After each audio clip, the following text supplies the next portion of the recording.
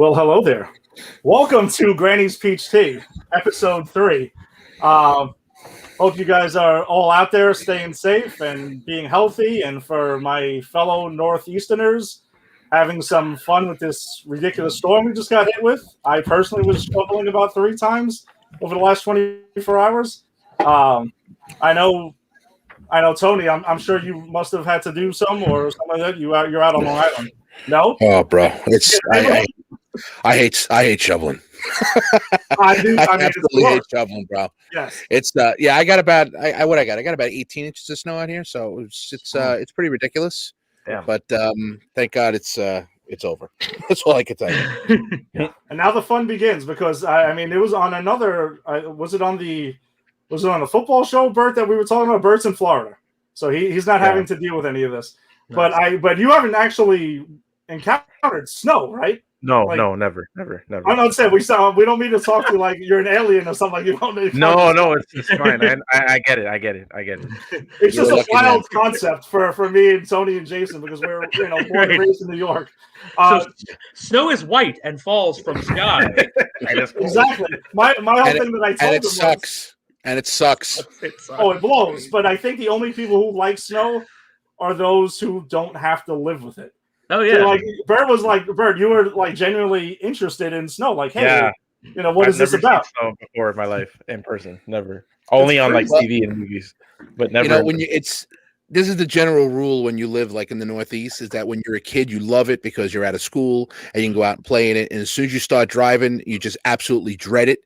And then when you have a house and you have to shovel that shit all over the place, then you absolutely hate it. So I'm at that point now. I'm totally at that point. Well, I'll tell you something. As a teacher, I used to love snow days like this because this usually would get me off. They'd be like, "All right, school closed." I'm like, "Great! I'm gonna open up a drink. I'm gonna drink a little more than I should. I'm gonna sleep in tomorrow." But now with this remote learning stuff, they killed them. No more snow days. There's no more fun in snow. It never happen again. No, it will. It won't. Yeah. You're not are you a city teacher, Jason? I am. Yeah, DOE baby. I was going to say they hardly. My wife's a DOE teacher, and they never have snow days. Only like the last year or two. It's rare, and de Blasio gave us way more snow days than Bloomberg did, but Bloomy gave us a couple. It's rare, but when it happens, it's something to savor. Intoxicating. De Blasio only started giving them out when it was his first year in office, and his education secretary, she came out and said, "I don't understand, it's beautiful outside." Meanwhile, there were buses that were going sideways down Broadway, and meanwhile she's outside saying, "Oh, it's such a beautiful day." I'm like, what the hell is this woman talking about? I remember that. I think of Farina. What was it, Farina? It was a Carmen Farina. I think it was Carmen Farina. Yeah. Oh, I was like, what? What is this lady? What is she crazy? So, by the way, my friend Suhaiti here, who's watching the show right now, she loves snow. She's in New Jersey. So I've seen her on Facebook. Yeah, exactly. She's like bragging about the snow and everything like that. She was actually the person who I told the story about in the first episode that her kids got into the MCU and stuff like that. So. Yeah, it's awesome that she's joining us here. It's still awesome, but I haven't left my house in 5 days. Well, some of us just don't leave our house these days. Yeah, exactly. We have a lot of experience now. What is leaving one's house? I don't know. I don't remember that. You see like the same 4 walls and bounce around, and who knows what's going to happen when we come out of this.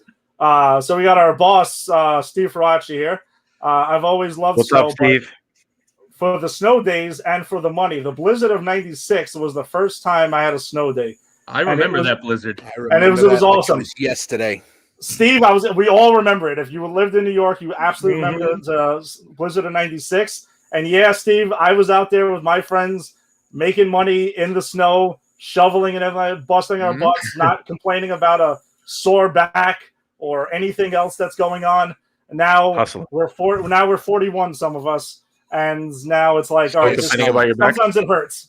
So I was in '96. I was 20 years old, and I remember I was outside shuffling stuff for like 9 hours straight, I think. And it was came in. You were like, yeah, it's fine, no problem. Now forget it. You go outside and swipe the snow off the front of my truck, and I'm I need a nap for a half an hour.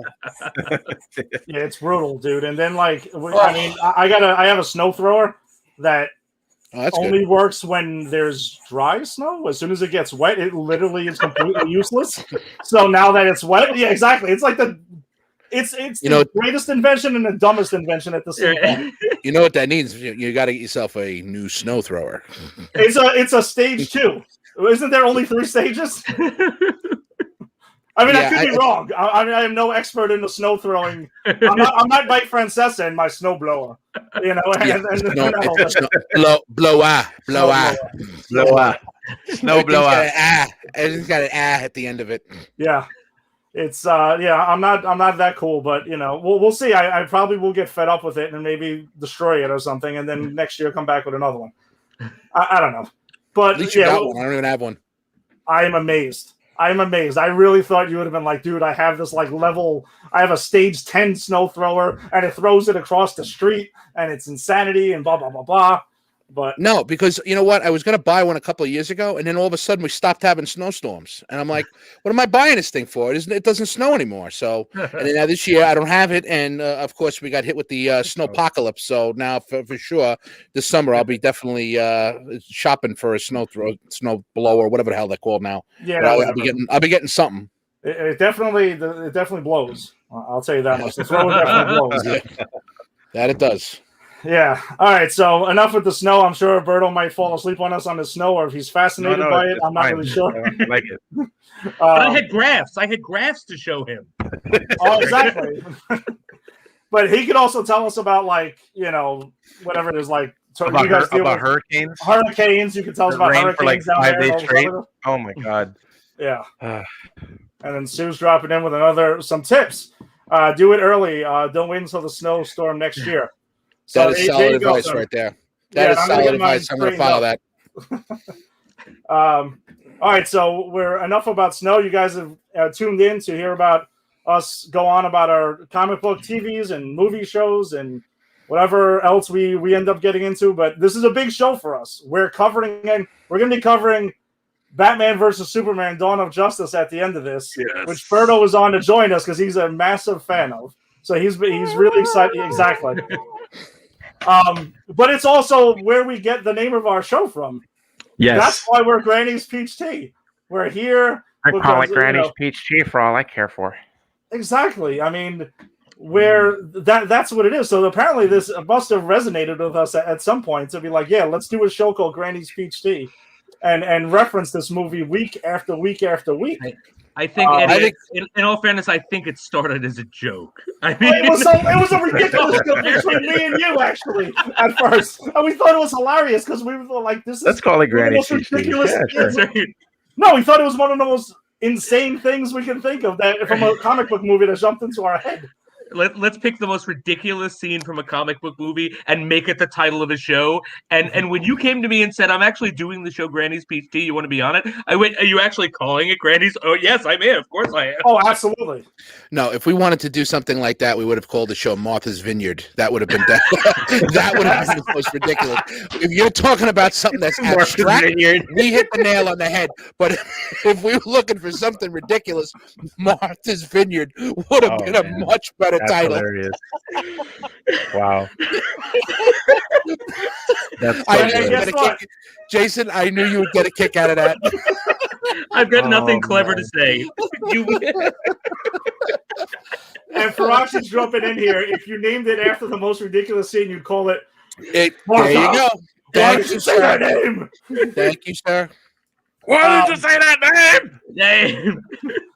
Oh boy, but we're gonna get to that definitely. We have a lot. I'm sure we have a lot to say, which we do typically every week. I'm just saying that if we have a spin-off show and they call it Martha's Vineyard, I want. You want to be that guy? I want rights to that. I want the royalties to that show. The thing is, though, Martha's Vineyard would just be a show where we talk about different historical figures named Martha. Wouldn't even be comic book related. No, exactly. Anyone named Martha. Spend the first few weeks on just the Batman and Superman ties to that name. That's true. But before we dive into our reviews and discussions about the shows of the week, let's just touch on a piece of news that did drop in yesterday, where director Ryan Coogler signed an exclusive deal with Disney.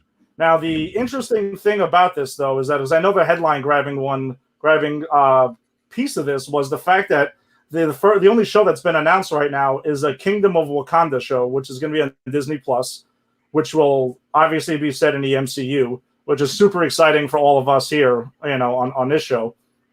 But Ryan Coogler's Proximity Media has signed a 5-year exclusive television deal with Disney to develop shows for various platforms. I think the various platforms is the big part. This is from Deadline. The first announced is a drama based on Kingdom of Wakanda. But that's really it. That's all we found out. So I think the thing is, it's like, it's not going to be like for the next 5 years, they're going to be producing MCU related shows only. It's going to be over various platforms. It could be in Pixar. It could be a Pixar show. It could be, a Star Wars show. Who knows? I wouldn't be shocked if he jumped into that at some point. Maybe he could be doing the Lando show that's going to be on Disney Plus. I don't know. What do you guys think it is? Tony, you want to share your thoughts on this news? Yeah, I mean, Ryan Coogler obviously has done a lot of very solid works other than Black Panther. So it definitely could be Disney Plus. It could be something on Hulu. So I definitely could see him going in either one of those directions. The Black Panther thing, listen, I thought that movie was so well done. He developed, not only the character of T'Challa, but Wakanda is itself, because as big as the Black Panther movie is, Wakanda is a very, very big character in that movie. We learned a lot about it.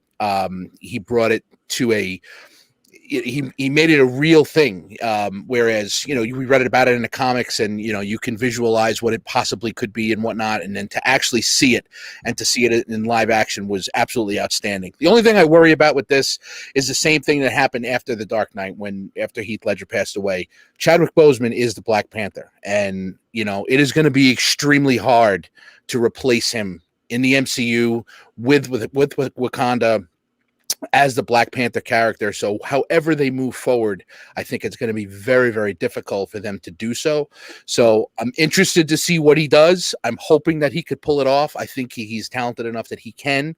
He has a great supporting cast when it comes to it, but it definitely makes me nervous going forward, because we saw what happened from The Dark Knight to Dark Knight Rises. Not that it was not a great film, but you knew that Christopher Nolan wanted to continue with Heath Ledger as a Joker, and then he just didn't, to have to completely pivot and go in another direction in mid-series.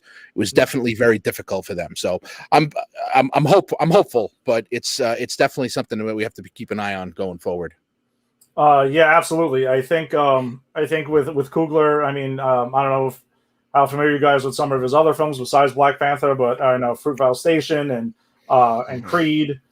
He's really hit a lot of home runs with anything he's touched so far. I know he stayed on as a producer for Creed 2, which I also enjoyed a lot too. But yeah, I mean, I think it's a really exciting thing, and I'm just very curious. I mean, you're giving us a Kingdom of Wakanda show, so that's going to be awesome. We don't really know technically what it's about yet. I do have a couple of things I'm going to throw out there to you guys, but Jason, what's your reaction to this news? I mean, here's the thing. I loved Black Panther. I like Coogler as a director. I thought Creed was amazing. Like, the Creed is like maybe my second favorite Rocky movie, second to Rocky. Like, and I don't dislike any of the Rocky movies. I just really like that much. So I loved how he did Black Panther. I'm excited to see what he does with this, and I think it's a smart way to kind of avoid what Tony was saying before, right? Like, yeah, they had a plan for where Black Panther 2 is going, but now if they establish this show, they now have a medium to sort of alter that plan in a way that keeps the audience in with them and gives them room to develop a story where it makes sense. Like, I think the problem with Dark Knight and Dark Knight Rises is that Nolan had something and then he had to sort of pivot, but he didn't have any way to sort of get the audience on board with that pivot. And I think this is a smart way to do that. And I think we're seeing with WandaVision, as I think we're going to continue to see with these MCU shows, is they're not just putting out shows, they're doing something specific to complement what they're doing on the screen. And I'm hoping that this is going to be the same of that. And it's going to sort of get us ready for whatever Black Panther 2 is, because it can't be Chadwick Boseman. And they've already said they're not going to replace him as an actor, which is smart. Yeah. But, as in the comics, there's always other Black Panthers. And I think this is a way for them to set us up as the audience to be able to accept and understand that step once we get to Black Panther 2. So I'm for it. Nice. No, I agree with a lot of those statements too, except for the Rocky thing. I do hate Rocky 5. That is the only one that I dislike in any level. You're not alone, pal. You're not alone. No, I'm sure many do. I like Rocky 5, so sue me. well played. We're going to do a Jason. show about that one. I like that. Bert, what do you got on this Ryan Coogler news? Just kind of echoing what you guys said. Ryan Coogler so far in his career is 3 for 3 with movies. Fruitvale Station's great directorial debut, very emotional story, very personal story. Creed, basically taking a franchise that a lot of people would say was dead in the Rocky franchise and revitalize it in a new way with a great star, Michael B. Jordan, and then taking that same actor, putting it with a bunch of other great young actors in Black Panther and making one of the most, I kind of throw it around, but one of the most important movies probably ever made for, definitely for the MCU for sure. Yeah. For me, I look at the production deal more than just a Black Panther show because, Ryan Coogler, his voice, he has a voice that's very interesting and is very particular, and it deserves to be expressed and shown in different ways. So, and the way where things are going right now, everything is going to streaming. Everything is being made now for streaming. Like we talked about with WandaVision and everything else, especially with film. So, I'm excited. Yeah, no, that's a good point too. And Black Panther was an immensely important film for many reasons, not just for the MCU, just like in general. It was really good, and also it was also the only comic book film to be nominated for Best Picture as well. So that's a big deal. But I think Dark Knight was nominated, I think, also, wasn't it? It wasn't. It was the reason. It was the reason that the Academy switched from 5 films to be nominated to 10 films the year after Dark Knight wasn't nominated. Yeah, so that was it's actually a good point, Bert. But I think some of the ideas that I was wondering about is like, could it be, or maybe they revolve episodes, but I was like, could it be like a spy show, kind of like a James Bond type thing, following Nakia? I thought that would be an interesting idea for what the show could be, or it could focus on Okoye and Adora Milaje. That's another thing I would like to see more of them. there's a badass, female warrior army out there that I would like to see more of. Or will it follow like M'Baku and the Jabari tribe? I don't think you can go wrong on either one of those. No, right? I think this shows you how much I trust the MCU. Is I didn't think for 1 second what they're going to focus on or what's going to happen in this show. I just heard Coogler's involved and it's in the MCU and it's Black Panther, and I went, I'm in. And you guys, Ed, you know me a long time. I am a very critical person with a lot of this stuff. So the fact that the MCU has brought that much trust for me that I didn't even realize. You guys are talking about what it's going to be. I was like, I didn't even think about that. I don't care. I'm going to watch it. Yeah, listen, the hashtag that we're running on, we were talking about it as a hashtag before we even got the show started, but hashtag and Marvel we trust. And like if the MCU and Kevin Feige tells me something is coming out, I'm like, oh, sure, whatever, fine, I'm there. Go ahead, and sign me up, and they deliver. Even the ones that we don't particularly love, we still like. That's more than most franchises could even like. They could only wish to be anywhere near that successful. There is no MCU movie I would like. Let's say it was Saturday and I had some time to kill and I was flipping through cable and it came on. My least favorite MCU movie, I'd go, I'll watch that for a bit. Like, so even the ones that I don't love, I would still watch over a lot of other stuff. So that says a lot. Yeah, I've seen them all multiple times. Oh yeah, absolutely. And we even said it last week when the intro comes on, when the Marvel Studios intro goes on, you come running into the room saying, well, wait, what's on? What's going on? What's happening? It's like you get excited. You get excited about it, right? I just rewatched Star Wars with my son, and then that when the 20th Century Fox came on, and then the Lucasfilm came on. I said, when I was a kid, this was like gold to me. When you heard that, you knew right away what was coming on. So Marvel Studios has been able to replicate that with their opening, and I tell you right now, I love it. I get excited just by watching that, just by seeing it and hearing that music. I love it. Yeah. All right, so let's shift gears now away from the MCU. Jason's already laughing a little bit. Oh, wait a second. Actually, hold on a second. We have something interesting coming along with that.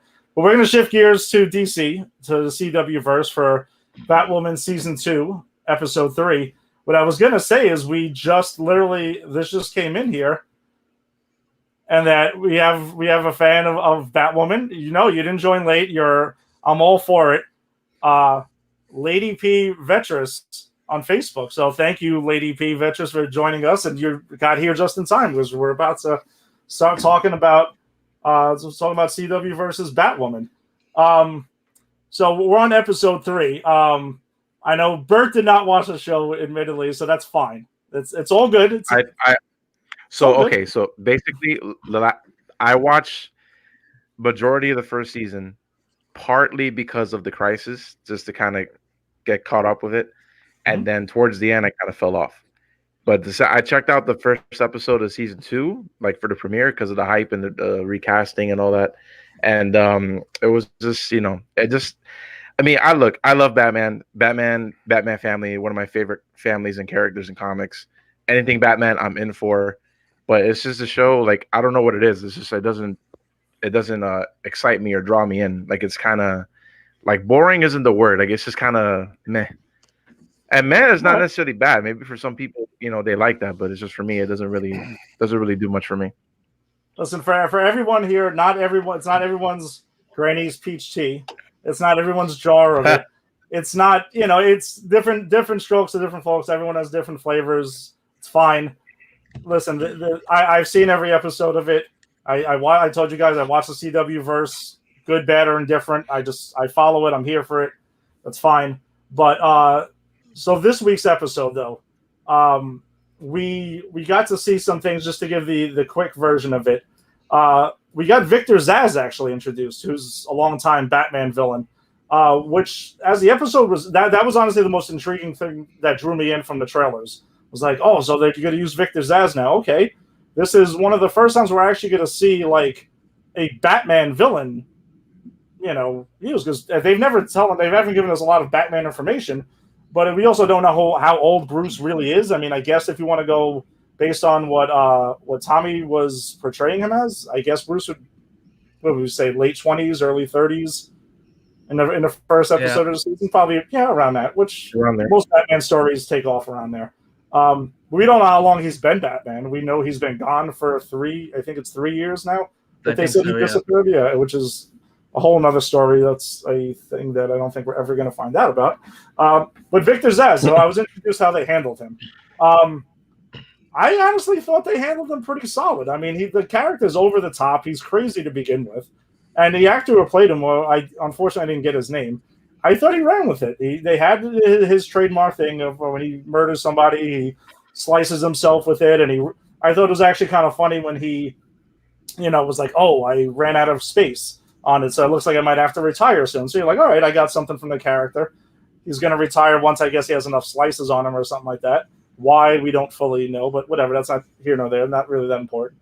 And then he goes and, like, slices his head because he hasn't got to that. The funny thing I found about that was the blood was dripping from his head and he never cleaned it the whole episode. He just kind of walked around, changed his clothes, was just strolling around and, like, what the hell? Like, Jason, what did you think of the portrayal of Victor Zsasz on Batwoman? I'm going to say something that you guys didn't see coming. Oh, boy. You ready? I liked Victor Zsasz on Batwoman. Yes! Yes! I didn't tolerate him. I didn't find him fun. I liked him. This actor he knows what he's in. This show is crazy. We've said it. This show is crazy. This show needs to sort of just lean into its craziness. And what I saw today, because I just watched it right before we came on, was it was leaning in. Victor Zsasz was fun. I enjoyed watching him. That actor was fun. He creeped me out.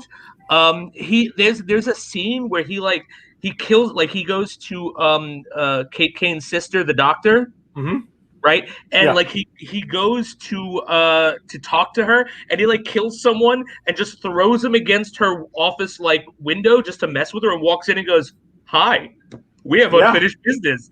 And I'm just like, I am here for this. Like, I actually think this episode is finding its kind of feet in a way that nothing I saw in the first season did. Like, I liked Victor Zsasz. I liked them going kind of crazy.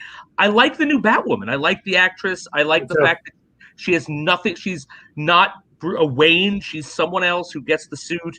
I think the worst parts of this episode was the stuff with Kate Kane. They need to let it go. They need to just go, Kate Kane's dead. Kate Kane who? It doesn't matter. This is Batwoman now. Let's put all of our eggs in this basket.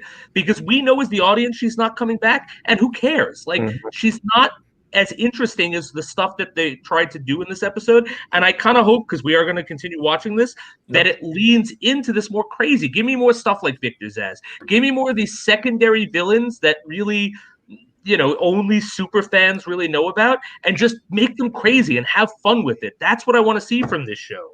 So what we might get, by the way, Jason, though, just to touch on that, because I'm in my likes section of the episode, is they also name dropped Black Mask and Jack Napier and Scarecrow.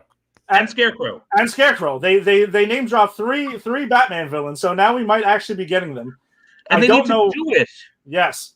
Get rid of Lucy. Get rid of Lucy. Why is she there? Sorry, it's your turn. No. That's fine. I think honestly, listen. The first couple episodes we've been bagging on the show a little bit, and I think rightfully so. I don't think it's been unwarranted. But if we're gonna watch the show and we're gonna cover it, we're gonna be like, we want the show to be good. Like, we are cheering for the show to be good. And you're right. Like, before we went live, we were talking with Berto about Gotham, which Jason and I despise, and we hate with every fiber of our being. That's fine though. But Berto loved it. He liked it. He enjoyed it. And there's a lot of people who did. I mean, it did go 5 seasons, so somebody was watching it. A decent amount of people must have been. So, I mean, we're probably in somewhat of the minority of this, but maybe they lean into the. Can't believe I'm about to say this. The craziness that like Gotham did. Maybe they're like, screw it. This is our path, and we're gonna run with it.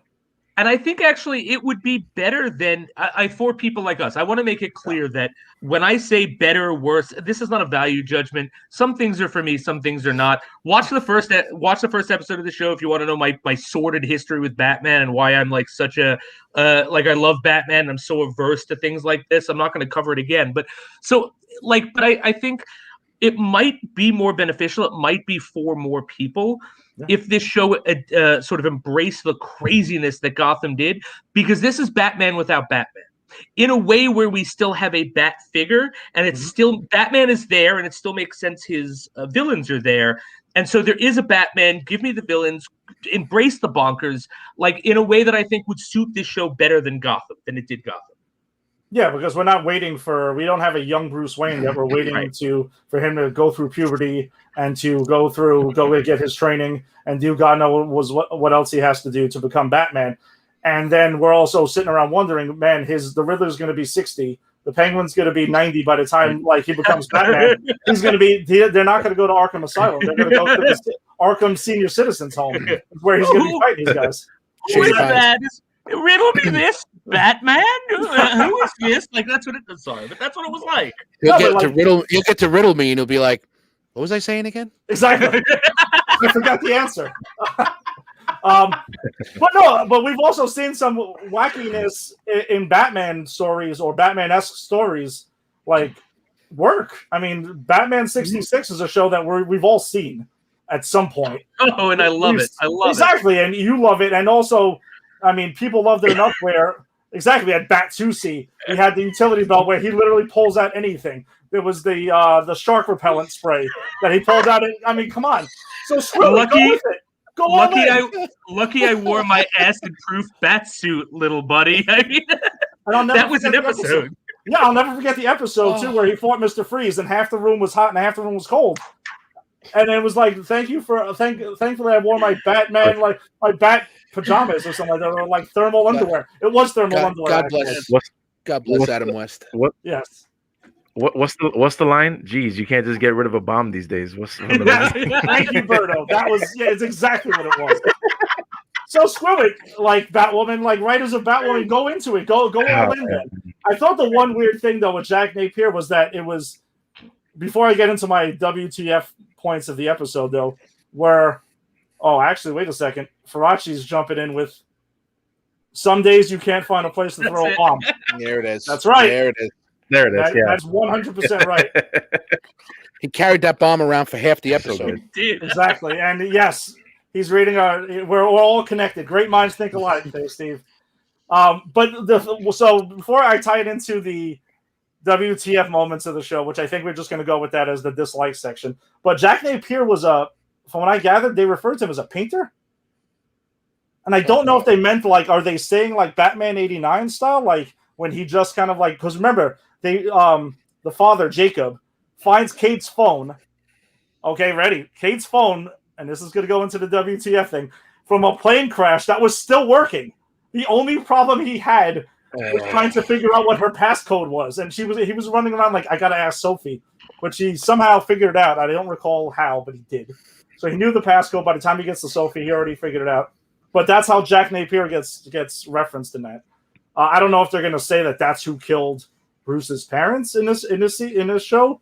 Who the hell knows? Because I honestly think it's going to slowly push Batman to the basement, and that's going to be it. So, Jason, Tony, did you watch the episode? I watched about 5 minutes of it, and then I got pulled away to something else. So that's fine. I wasn't overly upset after the first 5 minutes that I watched. So but we're catching you up. I'm getting caught up really quick though. That's for sure. Okay, but this episode 4 next week. This, my friends. If I can figure out my passcode to get on my phone, that'll be fine. But only if it's in a plane wreckage after. Yeah. Oh, I'm sorry, I forgot about that. Yes, that's the key.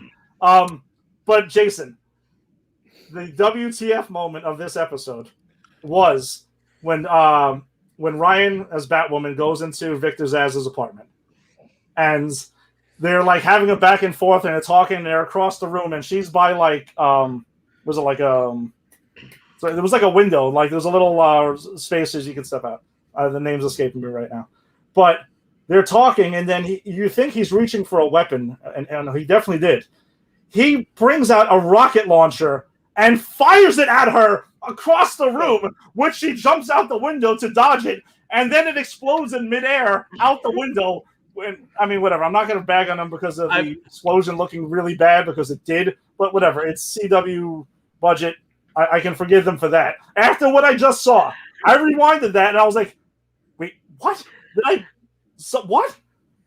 What was your reaction? That's crazy. So I actually thought the WTF moment you were going to bring up was when I forget the guy, but the Fox Jr. What's Fox Jr.'s name? Luke Fox. That's it. Luke Fox. Who's actually in the comics though? That's actually okay. Yeah. Something made for I'm not bad mathing, but I was thinking Lucius and I couldn't remember his name. But I thought you were going to say the WTF moment was when Luke was like, no, I didn't put the batarangs in. I'm not actually going to help you fight. And she had this moment where she's like, and she's like playing with her equipment. I thought that's what you're going to say. I have to admit, I was all for Victor Zsasz pulling at that rocket. Oh no! It was all for it, because that's what I'm talking about. Lean into the crazy. It's a comic book show, right? I don't need, if you tell me the internal logic is Victor Zsasz has a rocket launcher in his bar and he's going to lure you in his house for drinks and then pull that rocket launcher out. My response to that was, he has a rocket launcher. Wow. From across the room. Fires it. It's stupid. Of course it's stupid. But let me ask you something. Can you think of a moment that fun in the last 2 episodes? That might be one of the most fun moments in the season plus of the show, because it was so insane. It was over the top. It was crazy. It was fun. Yeah. More of that. Go crazy, people. Lean into it, but I was like, holy shit. And you can see Bert and Tony's reactions as they didn't watch this. They're like, wow. But Bert, understand though, you damn well know that would happen on Gotham. I can tell you now, crazy shit happened on Gotham. Yeah. Yeah, the other thing that kind of annoys me, I didn't bring up last time, is that stupid radio show host that they drop in her audio at times, and she somehow knows everything about every time Batwoman does everything, all the details. How does she know this? How does she know any of this, and why does that keep happening? Like, it was kind of weird. It kind of reminds me of like the movie The Warriors, where at least they show the radio host though, and seems to be kind of a reason of why that's happening.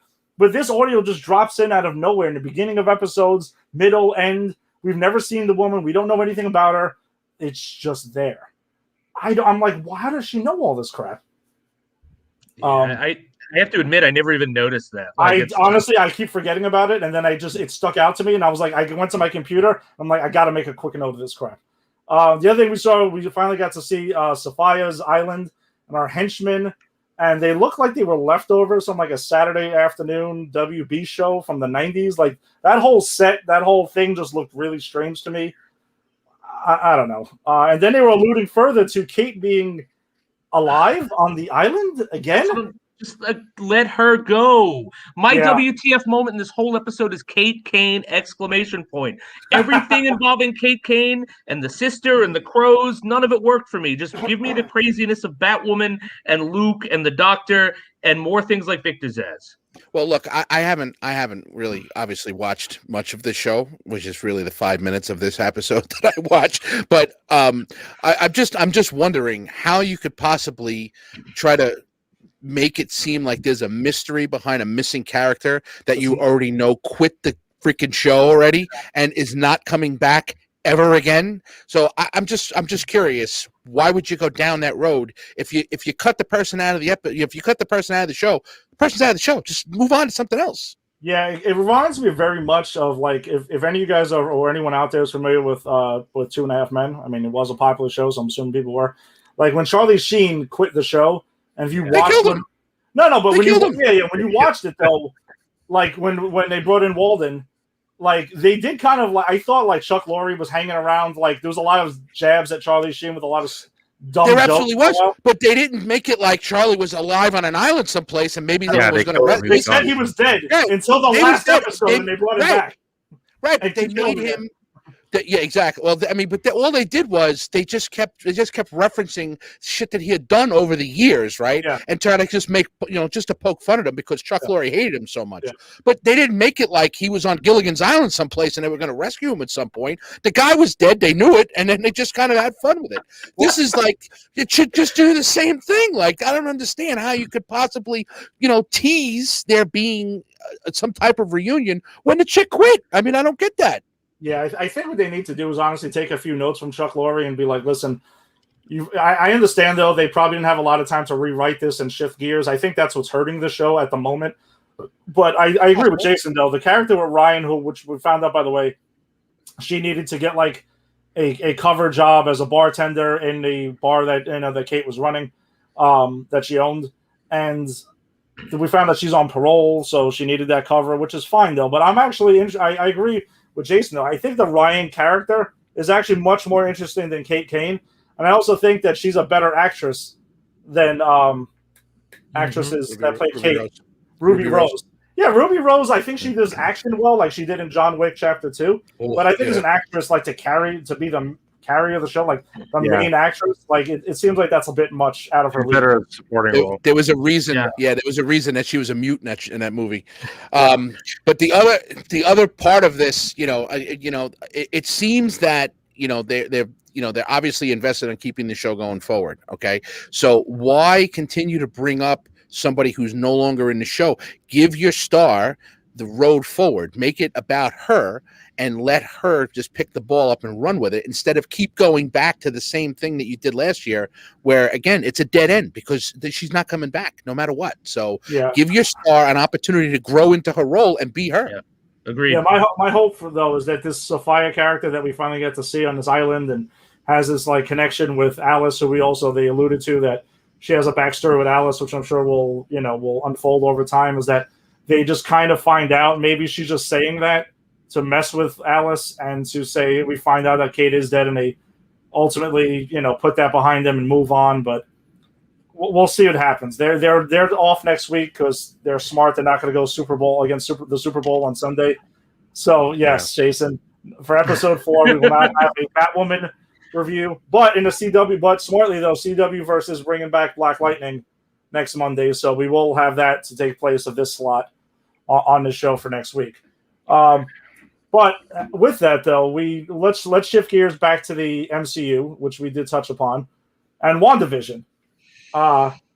Huge episode for people. Like there were some fans I know who were like not dealing well with the slow burn of the show, but we ate it up. I know the four of us ate it up. Be patient. Exactly. Sometimes a slow burn is fine as long as you have pacing, and I think the show's had some nice pacing to it. But let's jump into the show right away. The big thing that I think we start off with though is how the show opens up. So this show definitely showed us a lot of the things that happened in the first 3 episodes, but from the point of view of the actual current time of the MCU. So there was no sitcom this week or anything, but it showed the point of view from Sword and Monica Rambeau, and that's something. So they honestly, this show confirmed a lot of things. It confirmed Sword, confirmed Monica Rambeau, things we knew and we talked about on this show previously. It confirmed Jimmy Woo, baby. Jimmy Woo. Confirmed Jimmy Woo. He learned the trick. Agent Jimmy Woo. Well, we found that he's not Sword though. We found that he is still with the FBI. And he did learn the card trick that Scott Lang was teaching him in Ant-Man and the Wasp, which was great. Good. So awesome that and that's the thing, the details. All the other shared universes that are trying to copy what the MCU's got, man, it's in the details. Like that whole thing, everyone got it. We got it instantly. Fans loved it. People were going crazy about it, and you even it brought the character more to the forefront. But this episode starts though with we go back to the blip. When Hulk had his snap at at the end of Avengers Endgame. So it opens up in a hospital. And then we see Monica Rambeau returning. So apparently she was blipped. She disappeared when Thanos did his snap, and was returning. And so she's in the hospital. Apparently at the time we find out she was caring for her mother, Maria Photon Rambeau. We find out a little bit more about her. We'll get to that in a minute. But yeah, we found out that Maria passed away a couple of years ago while she was blipped and gone. And we also found out exactly where this takes place in the MCU timeline. So WandaVision's current day is 3 weeks after the events of Avengers Endgame. And it's also prior to Spider-Man Far From Home, since that's the last MCU movie that we had. Because Far From Home takes place 8 months after Endgame. I thought I had it at 8, but I mean, whatever. Yeah, that's like 6 to 8, yeah. Yeah, whatever. We'll throw it in there somewhere. But it's prior to that.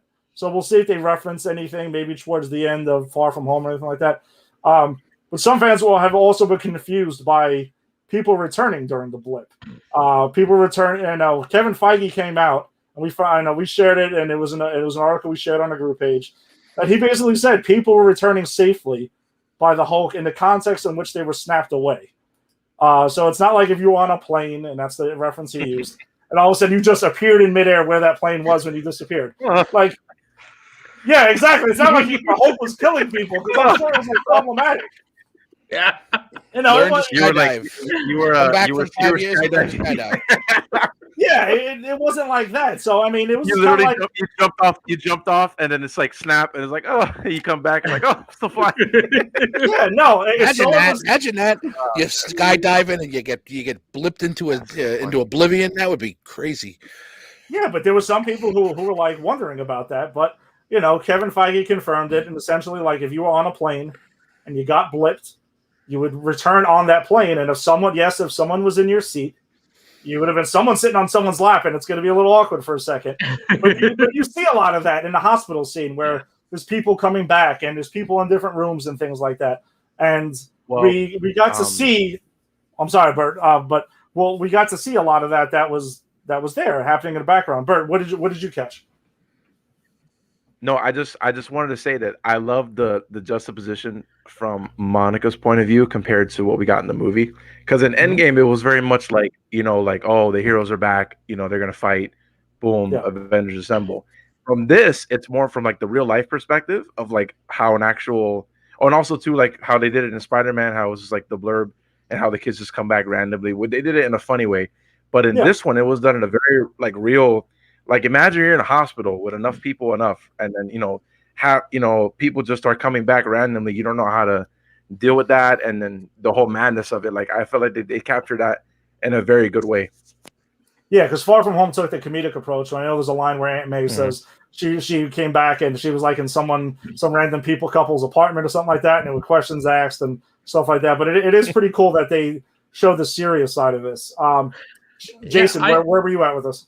I think like this scene with the blip happening is one of my favorite scenes in like any of the MCU, all of the MCU stuff, because I like as Bert said, right? Like we've seen in Endgame, we go, yes, the heroes did it. They brought everyone back, and that's wonderful. And then in Spider-Man: Far From Home, we go, oh, that's funny. Now they're all different ages.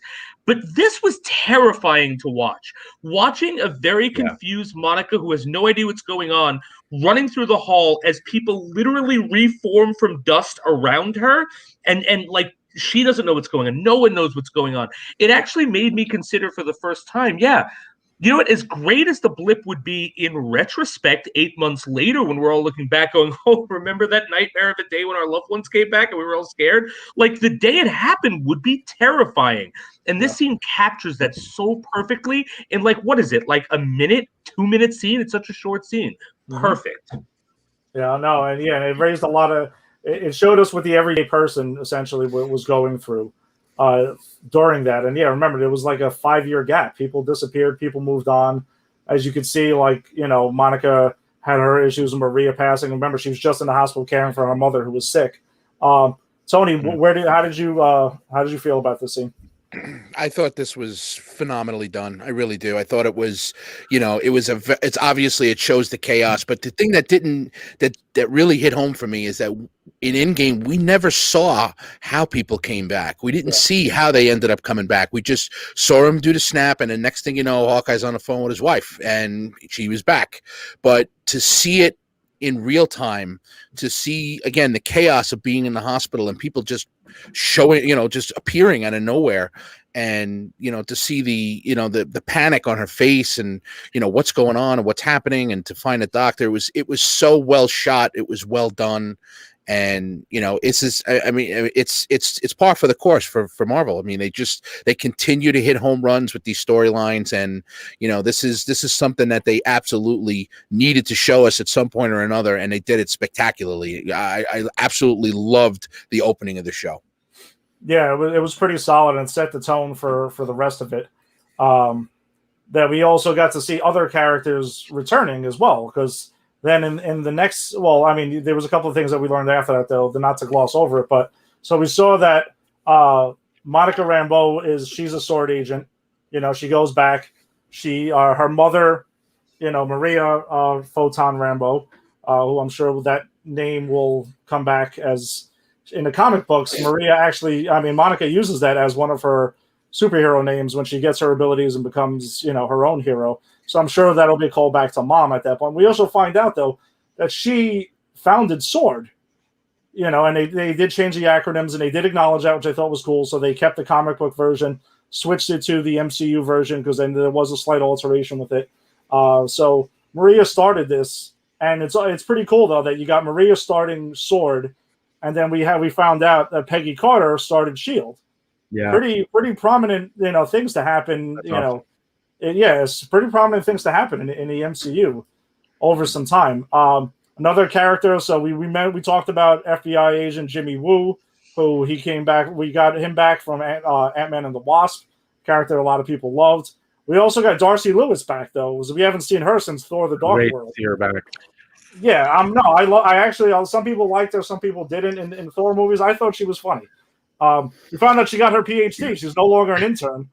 So that was cool. Again, character development, learning on the details. And I thought astrophysics was just perfect to give to her, considering everything that happened in Thor.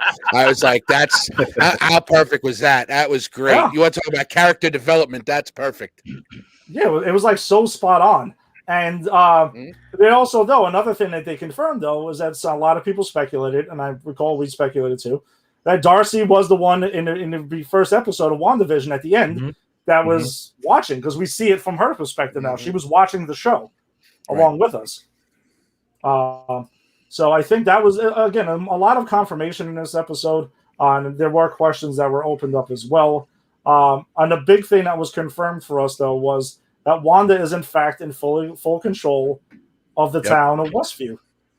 So we got that. She didn't bend the entire MCU. She bent the pocket of Westview. But we also found that Westview doesn't exactly exist, because in a scene there, we find out when Jimmy Woo meets Monica, and they're talking, and the card trick happens. They're talking to two police officers, and the police officers are like, "Well, we're from Eastview. There's no Westview." Meanwhile, the sign is right behind them, and that force field that we saw at the end of the last episode was there. So it was kind of creepy there. I mean, that's well, what they actually said in the episode was that within a 5-mile radius, everybody has amnesia. Yeah. Nobody remembers Westview. So I think Westview exists, but I think that everybody around it just forgot that it was there. Yeah. And that seems to be where they're going with it, because it even was written on the whiteboard that he was writing on, which I thought was classic, because there was so many great theories that even fans had that were written on that whiteboard. Yeah. And I don't think they could have planned that any better, but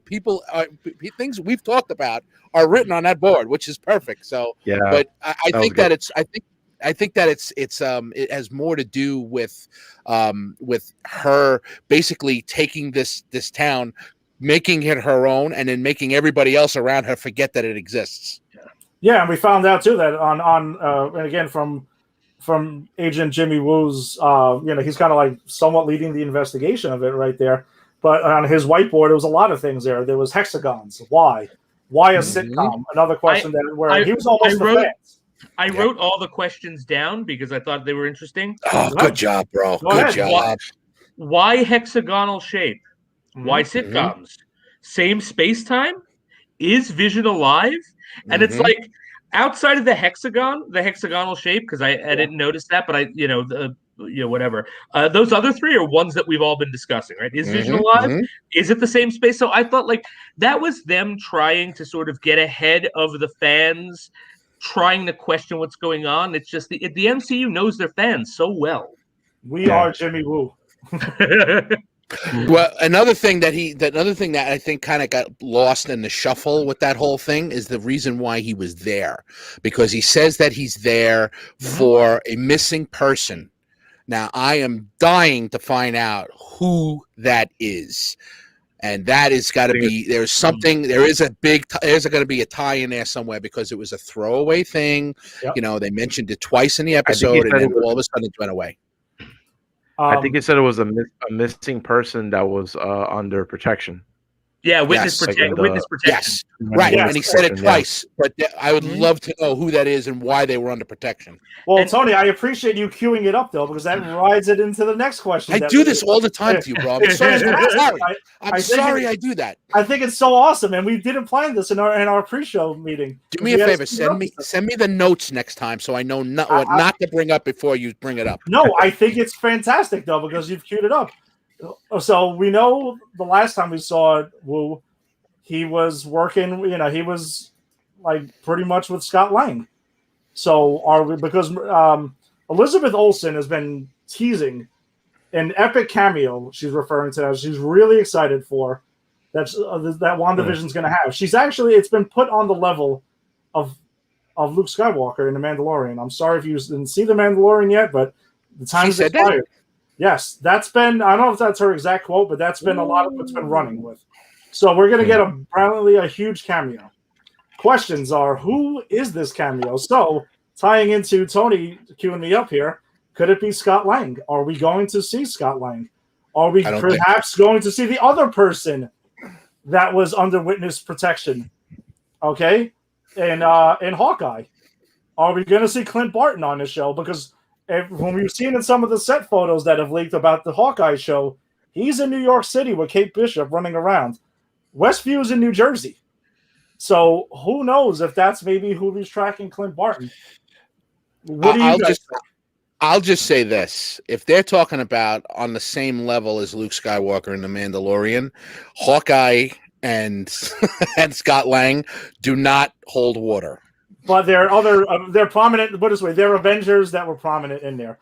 Or I do have one more. I didn't save it yet. I'm saving it, but it could be the big one. I'm really interested. Quicksilver, or that. Hold on, Quicksilvers, because somebody owns Fox now. We're talking about a multiverse. That's we true. know there's another well-known It could be two different Quicksilvers. Could see both of them. Would you put that on that level? That would be crazy. Can I throw out a theory? Can I just throw out a theory? Of course. Magneto. Boom. Yeah. Wow. That would be sick. Fassbender showing up would just absolutely make people go absolutely bonkers. And Jader is with me again, just like he was last episode. Dude, we are here. We are here. He thinks it's Evan Peters who played Quicksilver in the Fox X-Men films. Superbly, by the way. Yes, no, he was fantastic. They also played up Quicksilver much bigger than the MCU did. Berto, do you have any theories on who this big reveal could be? Who this cameo is? I mean, unless you like one of the ones that we threw out.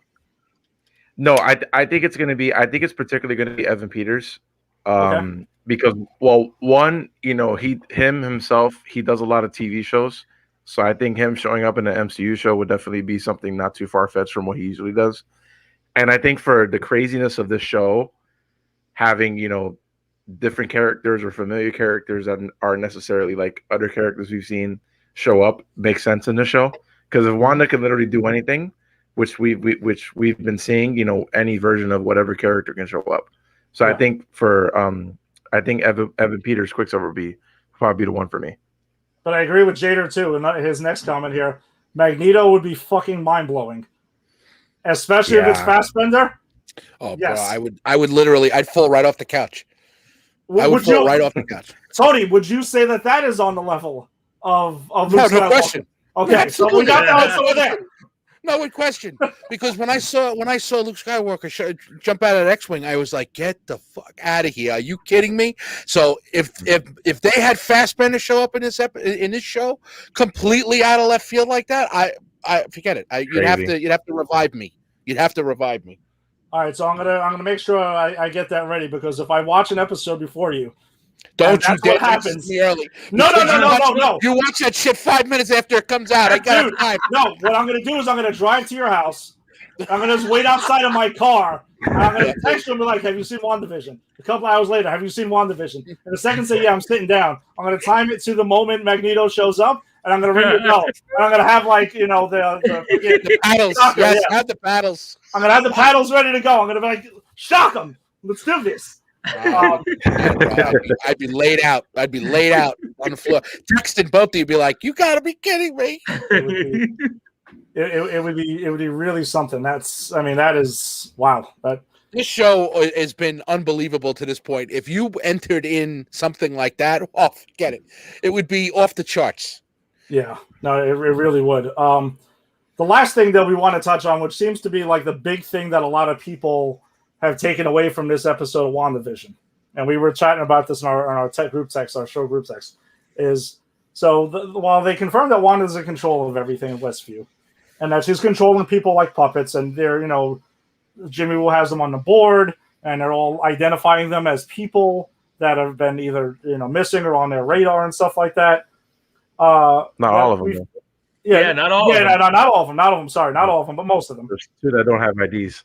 Yes, no, that's true. They all have a bunch of them New Jersey driver's license, but except for a couple.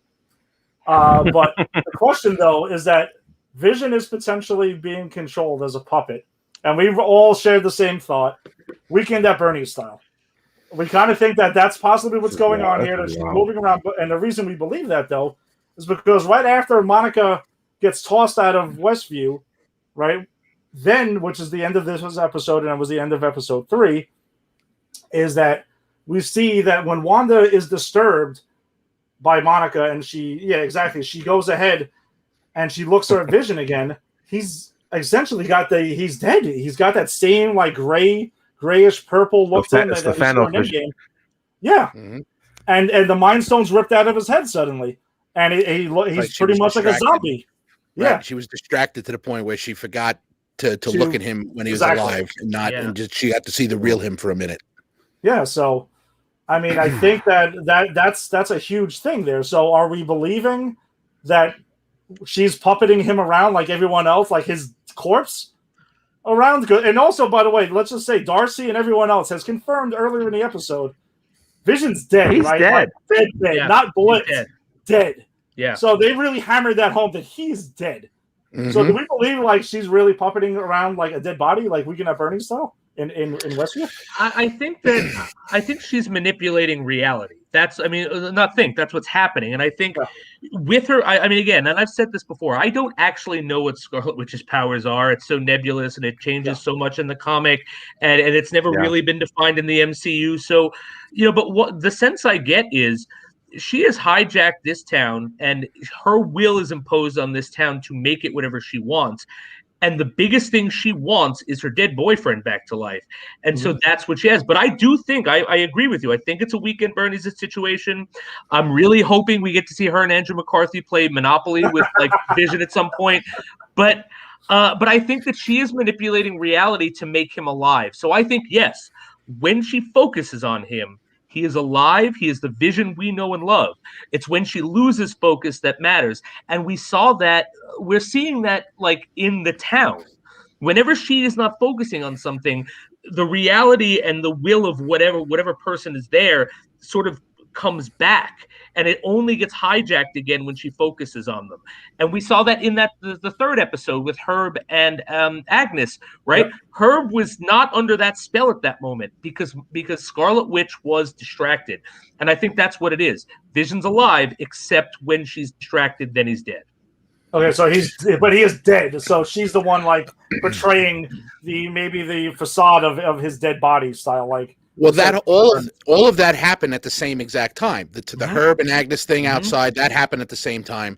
At the exact same moment that the whole thing happened with Monica. And because she was distracted by the kids and she was singing the lullaby, it seems that's when Monica was able to kind of break free from the spell, and that's where she said the thing about Ultron, and that's where everything kind of went off the rails there, and everything got snapped back as soon as Vision came right back in. Because remember, he started to see at that point even, hey, something's not right here, and he saw it for himself because she was distracted, because the spell that she has over everybody seems to have been weakened at that moment. But as soon as she turned around and saw him, he went right back, and he's like, "Oh yeah, everything's fine." And they sat down, they put the television on. So I think that, and we've seen in the early on and because it's really funny because at the end of every episode, it shows you may want to watch Age of Ultron, right? That's where she comes into everything, and when you see what she does to the whole team, she was in the very infant stages of her power. So what happens is that she's able to manipulate people's reality, and you saw it. She knocked the whole team out just by doing that. So when you see what she was able to do before she even was aware of what her full power was compared to what she's at now, she could absolutely be doing what she's doing because she's become so powerful. So I definitely believe he's there. I believe he's dead. I believe that she is, without a doubt, he has to be within the bubble in order for this to work. Yeah. And I think that's the key. That's why the barrier is there. That's why everything that comes through the barrier becomes part of the reality that she is shaping there.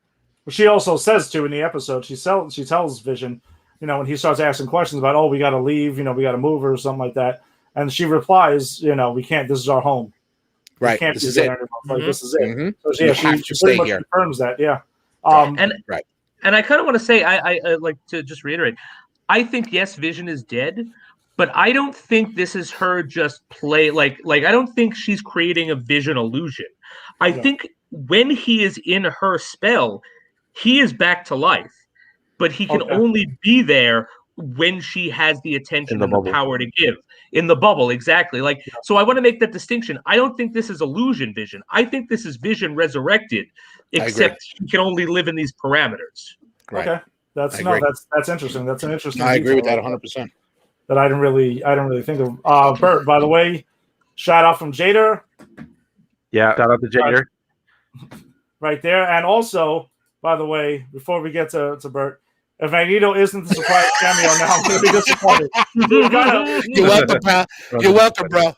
There's a lot of pressure now on Feige and WandaVision to hope that Magneto actually pops up here. Maybe he has to be in full garb also as well. We don't know how far Jada's, picturing Magneto right now. And you're welcome, by the way, for putting that pressure on them, because I don't know if anybody else has put that on them yet, but I have. So there you go. Exactly. And by the way, and also, I got to make sure he's all in. Jada's all in on Magneto now. So I'm going to have to go get the AD ready to save a life right here. Thank you, bro. Appreciate it. Thanks for looking out. So, wow. So Jada's calling Kevin Feige now, by the way. So listen, do it. Jada's on Schmodown and every other thing, so he might actually know him. So, he's connected. Yeah, he's connected. Set that up, bro. Bert, what do you got on Vision before we stroll on? I think that a little bit to what he said. I think Vision is not there, like physically. I think he's there. I think Wanda. We're gonna find out how Wanda's doing this and who's maybe doing this to Wanda. But I think she's definitely using his body and kind of putting her image on him the way that she remembered him. Yeah, so we're in sync on that. Because if you notice in the first 3 episodes, Vision doesn't really do stuff on his own without Wanda being there. Because a lot of, even like when in the first episode when they were having the dinner, and the guy was choking. And then Vision's kind of looking like helpless. Like usually he would go in and just, save someone, but she would say, "Hey, no, okay, Vision, go ahead and whatever." Second episode, same thing. Third episode, kind of the same thing. So Vision is like he's kind of trapped, even though he's still alive in this hexagonal bubble that Wanda created. He's not. He doesn't really have free function because Wanda literally is controlling everything. So you think she controls him when he ran to work and stuff like that too? When he ran to go get the doctor and he was at work in the company and in a meeting in episode 2 where he's meeting with the town watch or something like that, whatever. Maybe not everything he does, but when it comes to him kind of realizing what's going on, she kind of like stops it and says, "No, rewind," or like cut that scene. That was great too, how in the show where they showed from Darcy's perspective of watching the cuts that happened when certain things didn't go Wanda's way and seeing how that kind of worked on the TV side, which is kind of cool.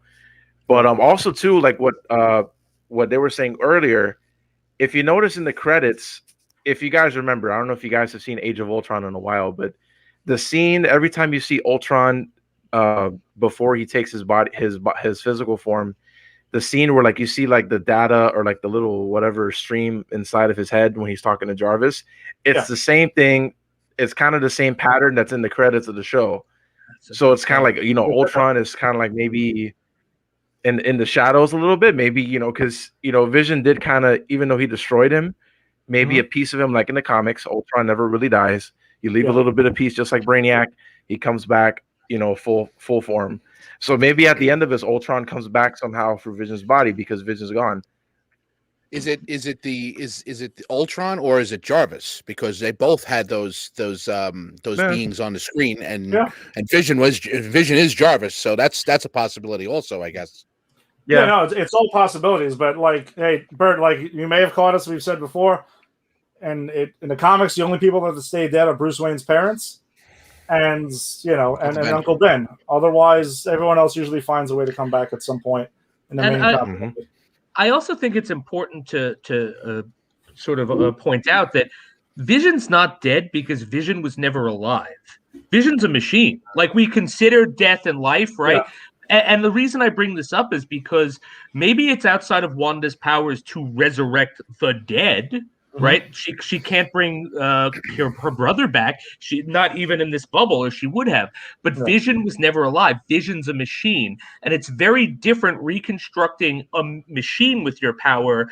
Even because that's why I'm saying I don't think that it's even an illusion. Like, she's reconstructing the machine Vision when she can. I think that's sort of what we're gonna find out. That's the caveat. He's never alive. He's only a machine. That's how she's doing it. That's definitely possible because she would have been able to if she was able to resurrect, she would have brought Pietro back already, and he would have been part of this whole show. So I agree with you 100% there.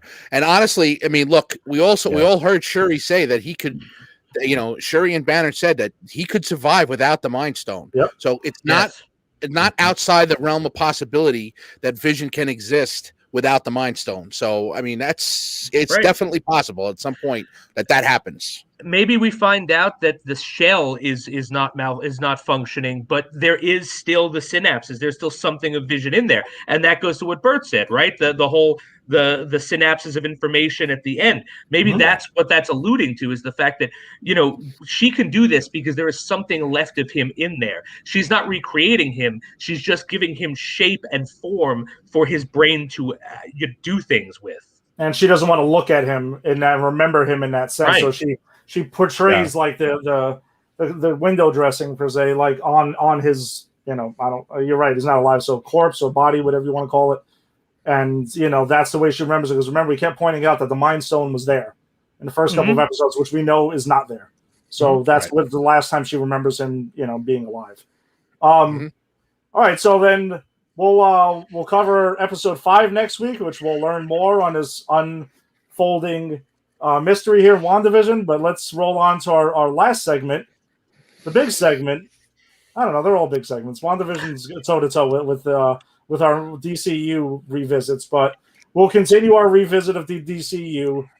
We started Wonder Woman 84, went to Man of Steel, but now we're in Batman v Superman. Sorry, not versus, Batman v Superman. Dawn of Justice. Yes, V. Like, it's a court case. Today we have Superman coming. Bring the suit against Batman. Yeah, call Judge Wapner now. Exactly. Well, we're going to talk about the Ultimate Edition, and because we're pretty much saying a theatrical cut doesn't exist, because I think universally everyone hated that cut, no matter what you thought of the Ultimate Edition. The theatrical cut is rough, and that's the one that a lot of people saw, turned a lot of people off. So a lot of people didn't even want to give the Ultimate Edition a chance once it was announced that it was coming out on a Blu-ray when a home release happened. So that's where I think they ran into a lot of issues with that. We also want to preface some of the the background to this film before we jump in, is the fact that I still remember when I was like following my Twitter the day that Comic-Con when they announced Batman versus Superman, and I remember losing my shit. And all fans lost their shit. They're like, wow, Batman versus Superman is going to be the sequel to Man of Steel. Holy shit. Everyone was running there immediately. We thought it was going to be Christian Bale coming back. Well, we didn't know what the hell was going on. We're just getting Batman. We don't care. Batman. Give it to me. It's all good. But then we found out, there was a huge controversial move by some people. I think this panel we thought a little bit differently. Bert, I want to get your feedback on stuff, but Ben Affleck was announced to be the new Batman. I was like, awesome. Meanwhile, people were losing their minds. It was pretty crazy. I couldn't really figure out why. I'm like, all right, I get it. He can get jacked and stuff like that. He's not a small dude. He's got the jawline for Batman, which apparently is a big thing. I thought, Bert, how did you feel? Do you remember when Affleck was announced to be the new Batman? Oh yeah, that's crazy times a few years ago, my friend. But yeah, I was excited. Ben Affleck. If you look at what Zack Snyder was trying to do at the time, this version of Batman that he was trying to cast, it was the perfect casting. Honestly, because Ben Affleck, he was successful at the time, coming off Argo and The Town. As a great actor and also as a great director, and it was a great move. At the time, you got to get somebody. If you're going to have a movie with two of these, iconic DC superheroes, and you're going to have someone to go against Henry Cavill, you got to have somebody that can bring it. And Ben Affleck definitely could bring it. Yeah, there was a lot of people at the time who really thought like they questioned it, but I think you also got to remember, though, that, this may have been before some people's times is that when Michael Keaton was announced as Batman back in the day. It happens all the time.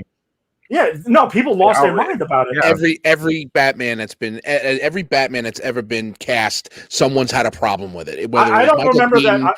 I don't Val remember that with Christian Bale.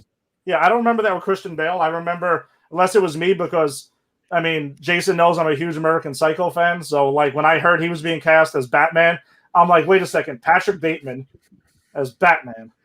Yes, sign me up in 2 seconds because we're gonna finally dive into Bruce Wayne being a little bit off, with that. But no, you're right. A lot of with Batman Keaton and Kilmer and Yeah. Clooney, and I remember even people were like, "Well, Bale, you got an English guy playing Batman. What is this, James Bond?" And then you had Affleck and even Pattinson. Like Pattinson he's a good actor. I mean, we've seen him, be solid in every role that he's been in so far. So I was like, all right, so if they could make him look like Batman, which they did. They've done it pretty much every time that they've cast somebody. I'm sure it'll be fine. I mean, you look at the director, Matt Reeves knows what he's doing. So, I don't understand. But it doesn't matter because Batman is so revered. Every single time someone is cast, someone's like, that's fucking stupid. Why would you put that guy on there? So someone's always got a problem with it. No, and Jada's dropping. I'm sorry, Jason. 1 second. Jada's dropping in here with another good piece. It's true. They were thinking about Geely. Oh, the Geely guy. Oh, Daredevil. Which, by the way, when we get around to Daredevil and reviewing Daredevil, the director's cut of Daredevil is actually decent. And I'm going to tell you the truth. That's the one we're going to look at. I have not seen that one. I have actually not seen the director's cut, but I'm excited to do it. But also, I don't blame that on Ben Affleck.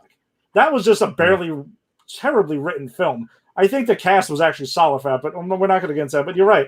The town. And I blame Jennifer Lopez for Geely more than I blame him. So. Yeah, there's a lot of things. Exactly. So you can have talent, high-end talent, and bad movies. And I unfortunately think Ben Affleck, that's people thought of like, oh, Daredevil. Oh, wait a second, he already screwed up a superhero movie, so we're all gonna hate on him, and that's it. But he's had The Town, he's had Argo, he's done a lot of good stuff. Jay just said the director's cut ain't bad. Yeah, dude, I'm looking forward to it, to get into that one day, which we will when we dive into the pre-MCU Marvel films. But Jason, what was your comment on this? No, so I mean, as I've said, I think I said on one of the other episodes, it's like I am that guy who always has a problem with the new Batman. Now, but here's my difference: is I will always watch it and admit when I'm wrong. So when they announced Ben Affleck, here were my thoughts. I like Ben Affleck, right? But I went, well, he was in Daredevil, and I don't think he was very good in that, which you had said. Yeah. And then I went, wait, Mallrats is going to be Batman? I don't know about that, right? But here's the thing. He was he's one of my favorite characters of Mallrats. I think he's the best gag in the movie. In that. But when I saw him, right? Because again, I was not for it, but I still saw the movie. I'm going to see I'm not for Robert Pattinson, but I'm going to see that movie anyway. And if I'm wrong, I'm going to admit it, like I'm about to now. I think Ben Affleck is the best part of this movie. In my opinion, best part of this movie. I think, when we think Batman, we think like the regular Batman. This was not the Christian Bale Batman. This was old, bitter, angry Batman. And I think Ben Affleck, that's exactly that Batman. And though I didn't see it in the nice shirt, Bert. Nice shirt. You're right. That's crazy. Did you? No. We did not plan that. That's crazy. No, you don't plan that wow. shit. That's awesome. That out. Bert, funny story with that though. There was I forgot how many years ago it was now, but me and my wife dressed up as Batman and Robin for Halloween. I made sure that I altered the stupid costumes. I hated it, and I was like the bigger old Batman and stuff like that. And she was Carrie Kelly. Like it was great. She even got the slingshot and everything. It was hilarious. That's awesome. But Jay, sorry, Jay, go ahead. With our shirt moment and everything. No, it was a beautiful moment. But I think that I think Ben Affleck is seriously like. Not only was he a great cast, I think he was a perfect casting for what Snyder was trying to do. And so I'm a man who eats my words when I'm wrong. And I was wrong about Ben Affleck not being a good choice because I think he is the thing, probably my favorite or second favorite thing about this film. Yeah, I mean, we'll go round table of our likes and dislikes and name those. One thing that Jader's bringing up too, and he's crushing it on his show, and not even being on camera, is the warehouse scene. Whatever, let's jump into that quickly before we go around to this. I think we can all universally say that warehouse scene when he saves Martha, from in that warehouse scene was the most badass Batman moment live action Batman moment we have ever had. It was insane. It was like it was the comics meets Arkham Asylum video games Batman. It was like it was incredible. It's probably my favorite DCEU scene. Just watching him wreck shop in that whole thing. I mean, does anyone disagree with the warehouse scene being like phenomenal? I'm going to go out on a limb here and say that we will probably never see something so awesome with a Batman again, because no one's going to portray this Batman like this ever again. Because there was backlash. Some people were like, "Oh, Batman doesn't kill people. Batman doesn't." Look, if you know the comics and you know the Dark Knight Returns, okay. This man had been through so much, and he just went off, right? And he did what he had to do. That warehouse scene was the epitome of who Bruce Wayne was at that time. And I will tell you, like, if you watch action movies nowadays, everyone tries to outdo the one before it. John Wick, perfect example. 1, 2, 3, it just gets more and more and more and more. But that scene right there, there is no, I can't picture how they could possibly introduce something anywhere near as awesome as that. He just walks in and just takes the whole room out. And then not only that, but after the whole thing where he's throwing boxes and he gets, he takes the stabbing and, like he's just, kicking ass all over the room. Then he jumps through the wall, right? And blows up what's his face with all the tattoos. I believe you. And KG Beast. Yeah. I'm like, holy shit. Like, there was stuff from beginning to end. It was outstanding. It was outstanding. And I'll tell you, the one thing that I will miss in the DCEU moving forward is those epic fight scenes that Zack Snyder can bring you, because he has an eye for that shit, and he really blew this out of the water. Yeah. You're right. If you could say a lot of things about Zack Snyder. You could say his storytelling might be a little wonky at times. Maybe he's not focused on what it needs to be, which I'll get to in a minute with my overall thoughts of the film.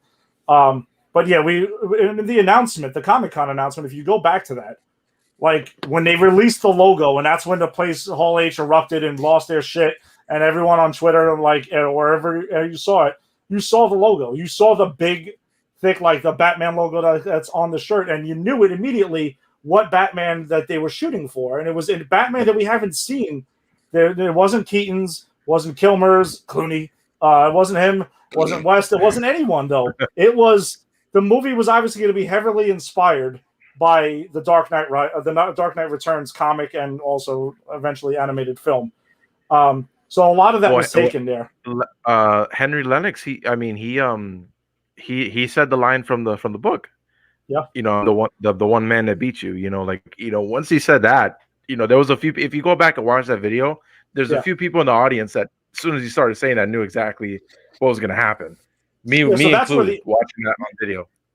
Yeah, that's where the inspiration. Even before the logo came out. Yeah, right. And then we talked about the murdering and things like that. And that's another point of contention for a lot of fans. Is like, oh, murder bat, blah blah blah, this and that. It's like, yeah, you got to understand where he's at. Ben Affleck is portraying an older Batman who's seen some shit. He's lost his faith in humanity. He doesn't really care about a lot of stuff. And in Batman and in Dark Knight Returns, he is to the point of like, oh, I'm going to kill. That's it. Like the suit that he uses to fight Superman is also obviously heavily inspired by it. The Batmobile itself. There's a lot of things like that. Jason, I know Bird and Tony, I'm not sure if you did. Jason, I'm going to turn it to you. I also know both of us have read The Dark Knight Returns like probably numerous times, and we've seen the animated film. Did you see the animated film as well? I'm pretty sure I have once, but I've read the comic way more than I've seen the film. Yeah, so you can see the inspiration that's there from this Batman. So I don't think that's why you agree that Ben Affleck's portrayal and this Batman is you're fine with it. You're all on board with this. Oh, I'm all on board. And I want to, as the Batman guy apparently here, I want to say this. Yeah, Batman kills, so what? I watched in the movie theater in 1989 Batman roll up an Axis Chemicals and drop a whole bunch of bombs in the place with the Joker's gang And I am willing to bet some chemists were forced to work there and drive his ass right back out and blow that place up. So if no one was clutching their pearls about him killing those people, lay off Ben Affleck. The fact is, there are certain, like, look, Batman animated series, a lot of the certain comic books, the detective oriented ones, no, he doesn't kill. But this isn't that. This is future Batman, old Batman. And the bitterness and the rage, that's all earned. That's all set up. And like with Alfred, his interactions with Alfred rips him a new asshole like 4 times, like very subtly, like, well, I remember when we didn't kill. Well, I remember when you stood for something. I remember when you didn't get drunk at night, Bruce. And it's like that's all leading up to what he is. And so, like, the fact that, right, exactly. That's what he says. We're criminals. We're like them. And so that's a man who's accepted what he is. He's given into the darkness, and that's a man who's willing to kill. And that is perfectly portrayed here.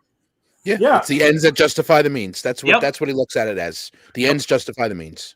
Yeah, and that's what they rock with on this. And I think that's like he's like Batman himself and the whole Ben Affleck casting and everything. That's where a lot of this was met with a lot of apprehension before the film even came out.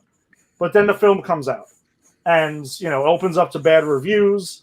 I actually saw it the next morning. I took off from work to see this in the morning because I admittedly had Yankees Red Sox tickets the night before. And I'm like, what am I doing? What am I doing? So, no, I know. I thought about going to the game and then trying to get to a midnight showing and still doing it. But I was like, no, I need to just chill out. That's it. I take off on Friday. It's all good. But that's the thing. So it was met with a lot of, and then it got ripped a new one, the theatrical cut.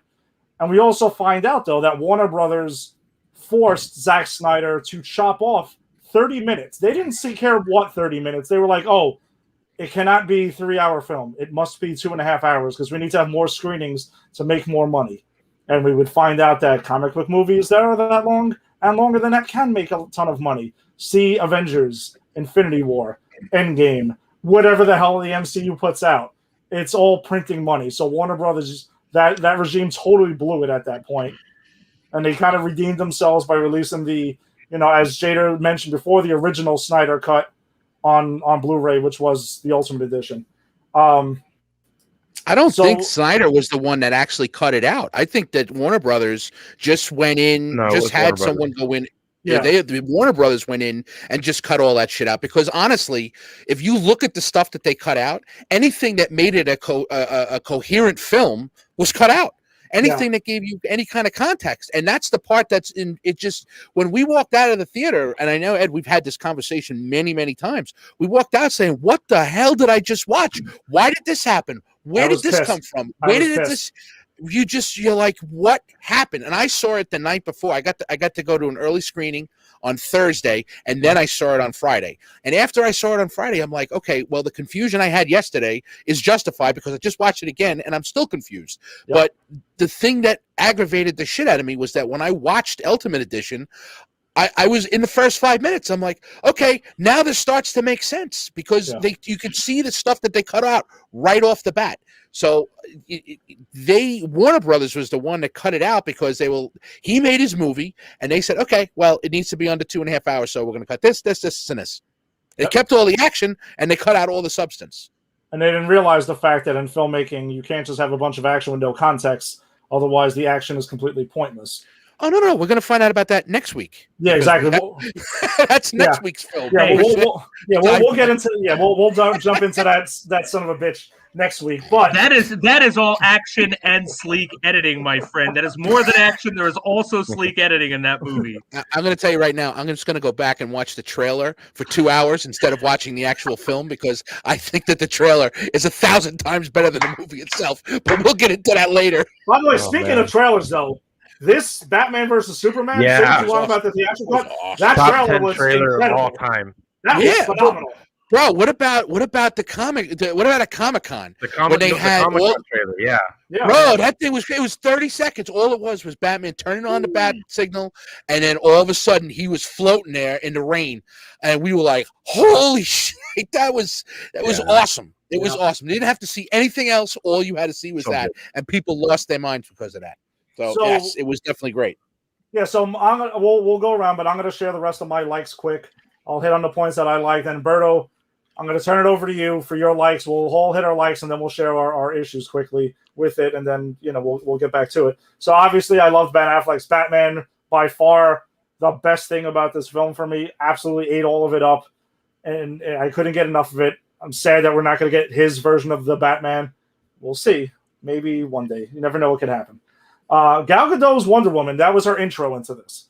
I thought she played Wonder Woman well. It was a great introduction. We got the whole guitar riff and badass thing for that, so she was great in it. But on the same token, though, I didn't particularly... The story could have happened the same way without her. So, very, very bizarre. Jeremy Irons' Alfred, which Jason touched upon, loved him. Absolutely loved him. And it's difficult between him and Michael Caine, who Jason is also a big fan of too. Very difficult to pick them. It's slightly hard. different outfits though. Well, both of them do rip. They rip their Bruce Wayne's a new one when they need to.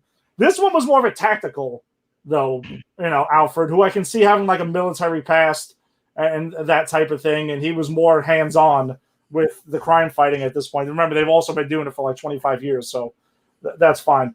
And I thought one thing Zack Snyder gets really right, is the cinematography. Like everything looked great, everything was beautifully shot. His slow motion does drag things on a little bit for me at times, but so be it. That's where I'm wrapping up my strengths of the film. Berto, what are your strengths of Batman versus Superman? I know you're going to be championing the movie, and you're a huge fan of it. So roll with it, man. It's a lot. I just like the seriousness that it has, because that's for me what makes it stand out so much, because it's Superman and Batman in a cynical world that's not like how Superman and Batman used to be portrayed back 30, 40 years ago, which I felt at the time, it didn't necessarily bother me, but I really enjoyed that. Like, there's quotes in the movie, like, where is it? Where the senator, when she's interviewed on Charlie Rose, and he's like, "Oh, must there be a Superman?" And she's like, "There is." And it's just like, every action he's constantly being judged, whether he does something or he doesn't do something. And that's something for me that I felt was incredibly, crazy to watch, because you never see that. You never see Superman deal with that before. And just some of the sequences. I mean, the opening prologue, The Beautiful Lie. Also, the score in this movie is freaking incredible. Junkie XL, Hans Zimmer do a great job. Both kind of, Junkie, doing the Batman score, Hans, coming back from Man of Steel and doing all the Superman stuff. The action, like we mentioned earlier, is great. Just for some of the, the minor casting that maybe a lot of people don't talk about. But, Lawrence Fishburne is Perry White, great. A lot of great quotes. Jeremy Irons. And also, people, don't at me, but I like Jesse Eisenberg in this movie. I thought that his Lex was compelling, very different, because what really affects this movie for certain people is expectation, because people will go into this movie expecting bald, classic Lex Luthor, the slow talking, quiet, maniacal, knows how to do everything. Lex in this movie is maniacal and, goes out to make Superman look as worse as possible, but he does it in a way that's different, and he's eccentric, and his whole complex and the whole philosophy behind it of how if God is all powerful, he cannot be all good, and if he's all good, then he cannot be all powerful. That whole stuff, for me, I love that. And like in the whole sequence, especially where Superman's saving everyone, and you have all of the different political pundits and like Neil deGrasse Tyson talking about how Superman should be viewed and how he should be taken in society, which for me, that stuff, was great. But overall, I mean, there's a lot of this movie that I love. I would probably say, just to kind of get to my negatives, because I don't have a lot. Well, hold on. Bert, hold on. Time out. Hold on to your negatives, though. We're gonna go round for the positives, and then we're gonna touch on the negatives, though. Before we move on, Jader Eisenberg is definitely a negative for him. I think some of us will share that view of it, but it's fine though. Again, everything's subjective. Everything, you like things, not like things. You Jason, like what you like. Yeah, that's all, and it's all good, man. Jason, what are your positives for BVS? All right, so here are my positives. I think, as I said, Batman, Ben Affleck, great. As was said before, Salty Alfred, man. I wrote a note. I love Salty Alfred. I think Jeremy Irons, like that's the thing. It's hard to compare it to what Michael Caine does because it's just very different. So I'm not going to. It's just a great performance. I love it. I kind of wish I had just a movie with these two guys as a Batman movie. Yes. You know, like I just want to see them together. I think their chemistry together is great. They play off each other well. I like a lot of the casting. We talk about no one. Perry White is not Lawrence Fishburne as Perry White is not talked enough about how good he is in this movie. He's really good. And I should have mentioned it in Man of Steel too. I don't think I did. Also fantastic in Man of Steel. Love him as Perry White. I noticed, and I only noticed this now because he's been revealed as the Martian Manhunter, but they put Swanwick in there, and I loved seeing him in there. And again, I could see where Snyder's going, setting him up as the Martian Manhunter. I think it's probably the most subtle thing Snyder does throughout these movies because, you know, good or bad, I don't think Snyder's a subtle director, but this is subtle. Let's see. I pulled a quote from Batman because, I mean, you know where I was watching here. And I think this quote shows me that they really understood this particular character of Batman as well as Batman in the Scope, where he says to, I believe he says this to Clark Kent, the world only makes sense if you force it to. Yep. And I believe he says he learned that from his parents. Yep. And that is such a great character moment. And so that, you know, that's a lot of what I really like. I'm going to say that something that worked for me that I just to go back to what I said last week about Man of Steel, the 9/11 imagery and how I didn't think it worked in that movie. I think it fits perfectly in this movie. Like we see that scene with like him running through Gotham. Like I don't even actually need to see that stuff in Man of Steel because saving the kid, because we see the destruction here through the Batman's eyes. And I think that's so powerful because that's a guy who is darkness. What else can I say really positive about this movie? Why not? I'm talking about Jesse Eisenberg, but go ahead. I need to give it because I don't think I give enough credit to Cavill because I'm not a Superman guy and I don't particularly love the Man of Steel. I don't, and I think I'm unfair to Cavill because I do think he brings something to Superman. I think he does an excellent job in this movie with what he's given in trying to portray the sort of internal struggle that he as a character is going through. That's also sort of, you know, is he good? Is he bad? What is his place? So I think he should get a bit more credit in the work he brings there. So I think those are my big positives for this movie. All right, Tony, what do you got? I have a lot of positives. I have a lot of negatives, but I have a lot of positives. I feel like that opening sequence where you bring Bruce Wayne to Metropolis in the middle of the whole Zod and Superman fight from the end of Man of Steel. I told you, I originally when I saw Man of Steel, I was very, you know, like this is too long, it's too much, it's visually, you know, like it's just piling on at the end of the movie. Like that's what I was thinking after I had seen it originally from Man of Steel. After seeing the beginning of Batman vs Superman, I felt a lot better about it, obviously, because they tied it into the next film. That scene where Bruce Wayne is literally running into the smoke, you know, and as Jason said last week, very 9/11-esque, no fear, just the way Batman would do it, you know, just running into the cloud, into the unknown, and just trying to, you know, save whoever he possibly can. It was his building; those were his employees. It was his family. So the imagery there was just outstanding. It was a great scene. It was Affleck nailed it, and right after that, you're like, wow, he's just going to be so great as Bruce Wayne. And then you get into the crux of the action of this movie. I mean, you know, you see the scene where he's when you first see Batman, when he's, you know, crawling on the ceiling and the cops are in the house and whatnot. Like that was awesome. Like I loved it. I love that scene. You know, the brutality of it. You saw it with the stamp that he put on him. It was great. As you move through the movie, I absolutely love the introduction of the Batmobile. You know, Batmobile is almost as important as a character as Alfred. I mean, we all know that in every movie, the Batmobile is its own thing. Like Wakanda, we talked about before as part of Black Panther.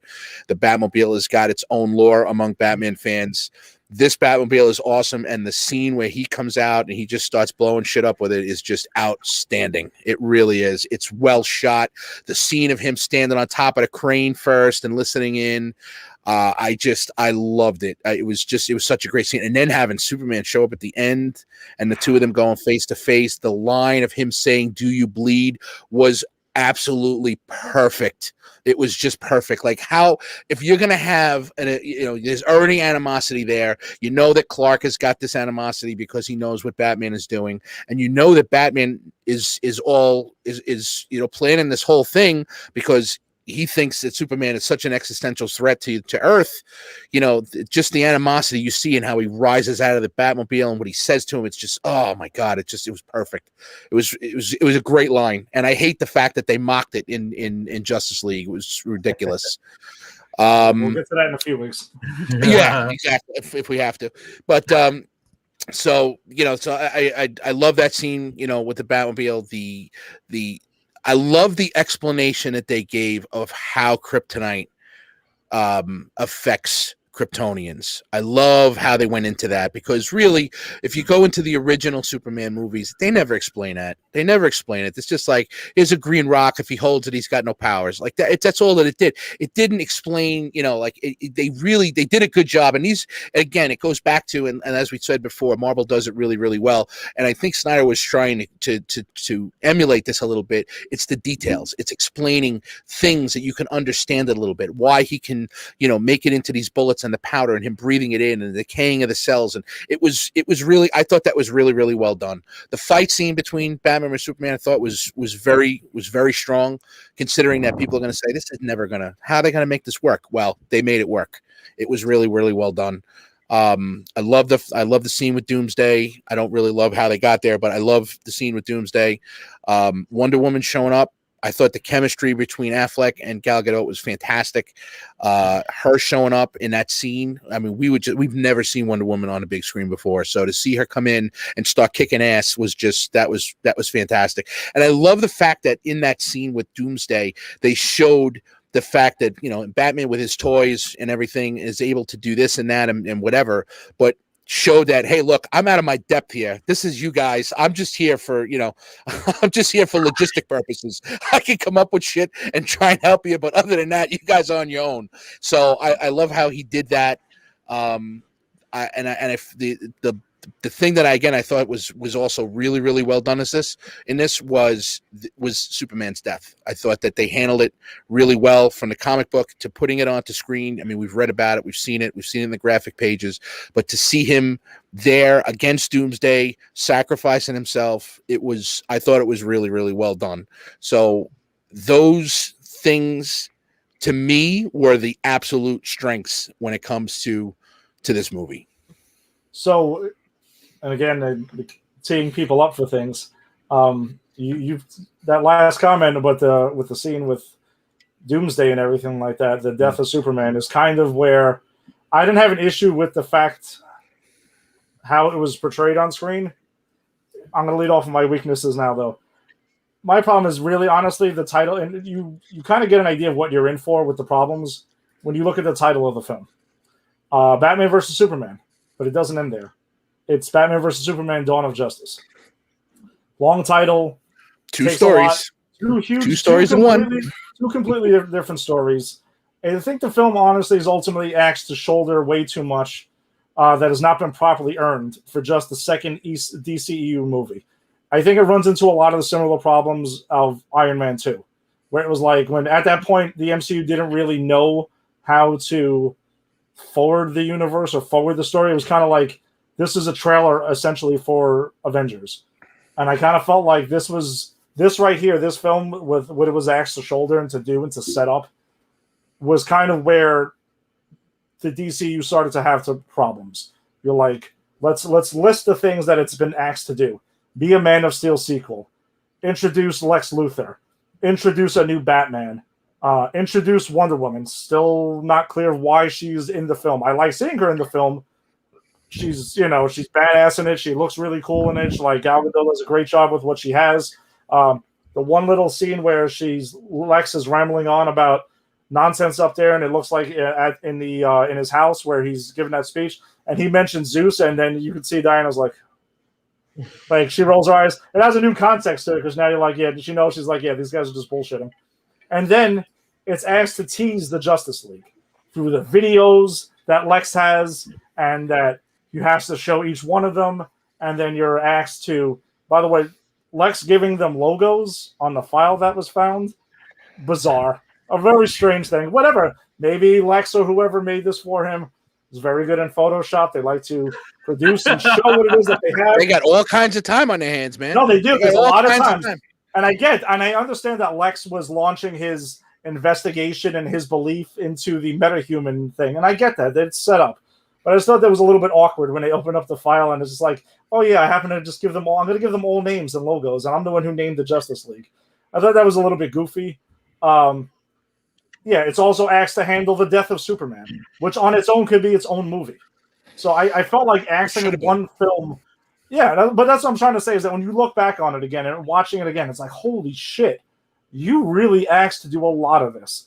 Now, some could put it on the studio, like we were talking about in our text chat. But remember, Zack Snyder pitched a 5-film arc. His DCU was supposed to be 5 films, and it was supposed to include this. So he is the one who kind of laid out the plan of this is what I'm going to do with this second film. But I think that they also put it in his head that this is the way they wanted to go. They decided to go the reverse way that Marvel did it. Instead of Marvel introducing all the characters and then having the team up and building the story to get to Avengers, they wanted to do it the opposite way. Have the big film and then break it off into smaller ones. And you saw which one worked and which one didn't. Yeah, so that's the thing. I think a lot of these big moments, death of Superman, introducing a new Batman, Wonder Woman, Lex Luthor, you just got to kind of get these things to be earned. Take your time with it. Again, and I don't think everyone, and I remember when this was announced, my whole defense for the DCU was, you don't have to follow the Marvel blueprint to do everything. You don't have to, right? You can, all right, so let's see what they can do. Now you look back on it, that's where this film like kind of collapses in on itself, because there's so many storylines going on, and there's a lot. And I'm going to give credit to, I should have put it in my likes. Berto mentioned it and put it perfectly. The fact that they gave Superman a real life thing to deal with, and some fans don't like that, but I think it's true. Why is there a Superman? What does he have to do and things like that? I'm going to retroactively throw that into my likes column, but my dislikes was Jimmy Olsen was wasted, by the way, literally as a throwaway character. That was kind of a stupid decision. That's in my dislikes. Yeah, that was a very silly thing. And one thing that we talked about, Tony, repeatedly, is the nightmare sequence. Looked really cool. Frustrating. Right? Like when Bruce kind of like dozes off and all of a sudden he's in the nightmare sequence, and I understand that there's with the Gods Among Us, the video game and everything like that, and I understand that. Mm-hmm. But I'm sorry, Injustice, Gods Among Us was an animated film that's completely different, and no, they don't like that either. But the nightmare sequence just doesn't make sense to me. It's just like, why are we wasting time on this if there's no payoff for it later? I get it. Well, he's scared because of Superman. There was. Right, but there was the payoff because he was in his original Justice League plan, which they cut out, which ended up on the editing room floor. No, I understand that, though. But because now, parademons, that's why. Exactly, the parademons were in that, and that's fine. And then the Flash appearance jumps in right after, and you could say that was the Flash coming back from Justice League in that moment when he spins around. There's that whole cool fight scene where Clark comes back and he's fighting the Justice League. You could say that was Flash jumping from that point, but I still think it wasn't. The point is, you didn't communicate it clearly to the viewer. You got to treat these films as if we do not read comics. Pretend we don't, and be the film on its own. That's where I think that was something that was a weird opportunity. We don't really know. We're also trying to fill in the plot holes for him. So that's another issue. Jesse Eisenberg's Lex Luthor knows everything about everyone at all times. How? Is he the world's greatest detective and not Batman? I don't know, really. And I'll get into my theory on that. Actually, that's part of my dislikes also.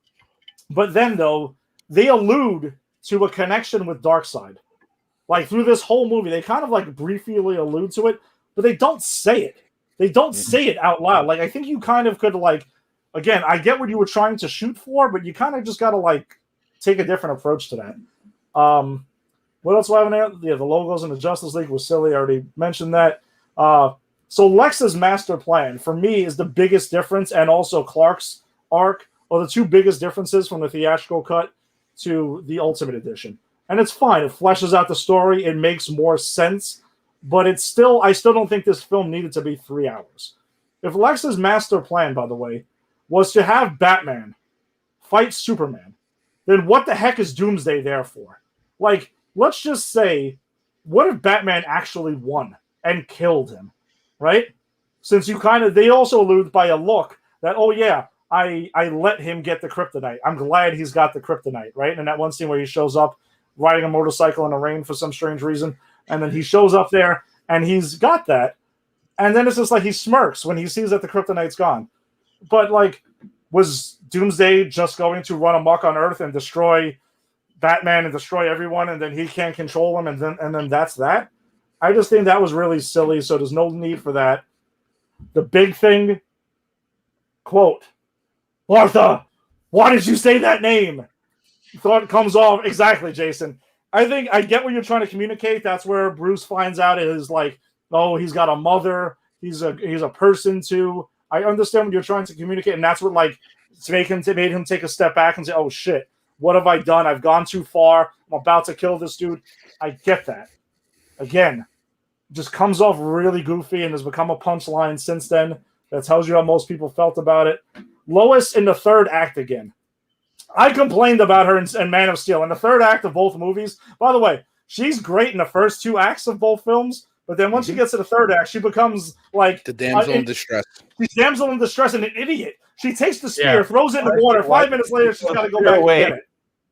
What I'm saying, though, is that if I'm Zack Snyder, right, and I'm being asked to set up Justice League, dude, while you're at it, just have Aquaman burst out of the water with the damn spear and come in and wreck shop on Doomsday. If we're just going to set up Justice League, just go all in and just go ahead. Why not? Just do the first New 52 issue, right? Where it's like there's something big and everyone's got to get into the shit because we need you there. Like, if you want to go that balls to the wall, just do it. Yeah, that's what I'm saying. Like, that's what I would have done instead of like the goofy video thing or whatever. But whatever. And my last point was just like, when Lois is dropping the dirt on Clark's coffin at the end of the movie, and the dirt starts rising, we find out in Justice League that it means nothing because he does not come out of that coffin and needs to be essentially resuscitated by the Justice League by a mother box. So unless Lois was dropping the mother box onto the coffin, it doesn't make any damn sense. Yes, I know that's where the problems were, but that is my problem, my list of issues with the movie overall. And Jason said this nice, is like, I don't hate the film. I like the Ultimate Edition more than the theatrical cut, but I really hate the theatrical cut. It's unwatchable. This movie is watchable, but it's not something I'm going to go back and be like, yeah, I'm in a mood for a superhero movie. Let me throw on BVS Ultimate Edition. Like, I don't have that connection. Bert, what are your negatives to the film? Being that you also like, in a more positive camp for this.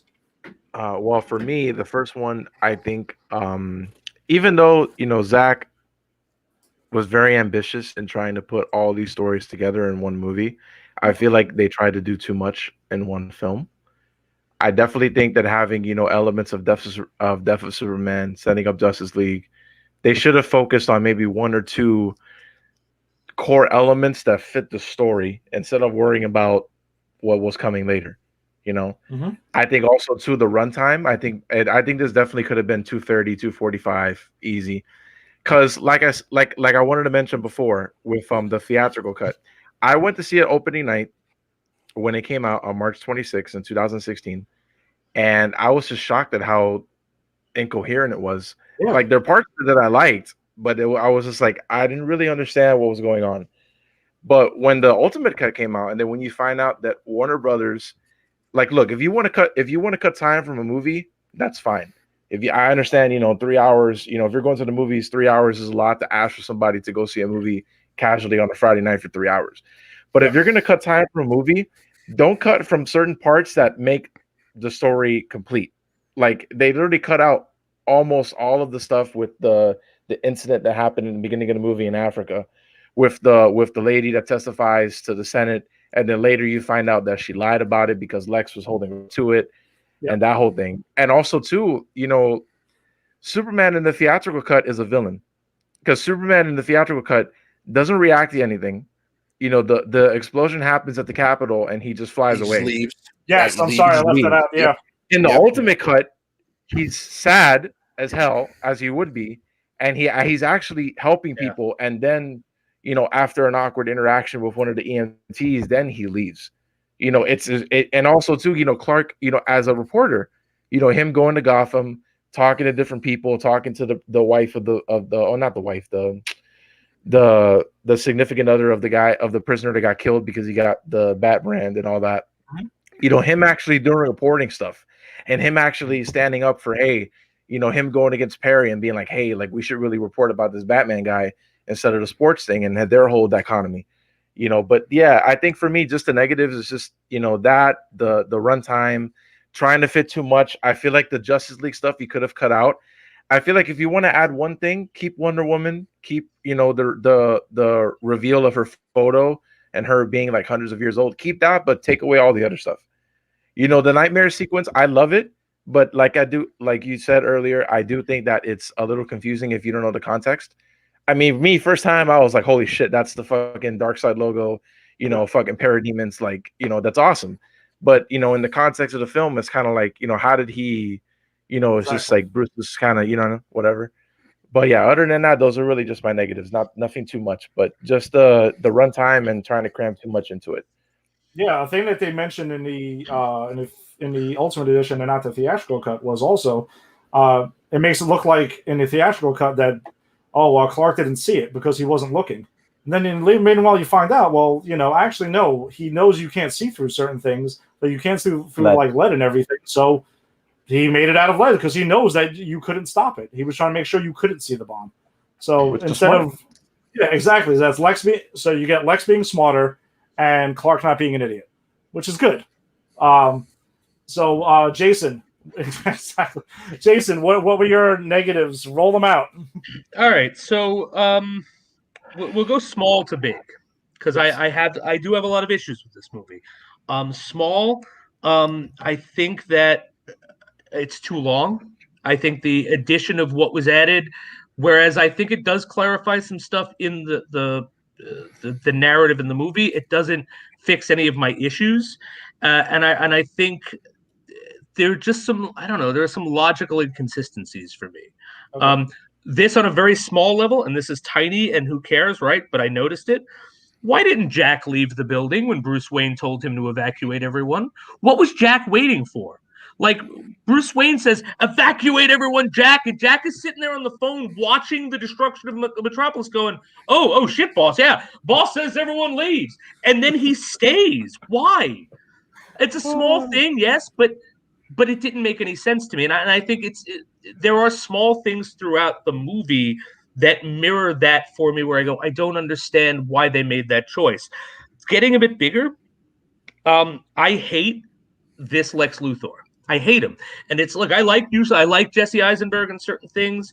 I'm not a big Superman fan. I wasn't coming in with, like Berto said, you come in with sort of a vision of what you expect. Why I hate Lex Luthor is because tonally he doesn't fit in this movie. He's a fucking cartoon character in this very serious, dark, we're dealing with existential crisis over if it is okay to have a Superman on the planet, and is he a weapon of mass destruction?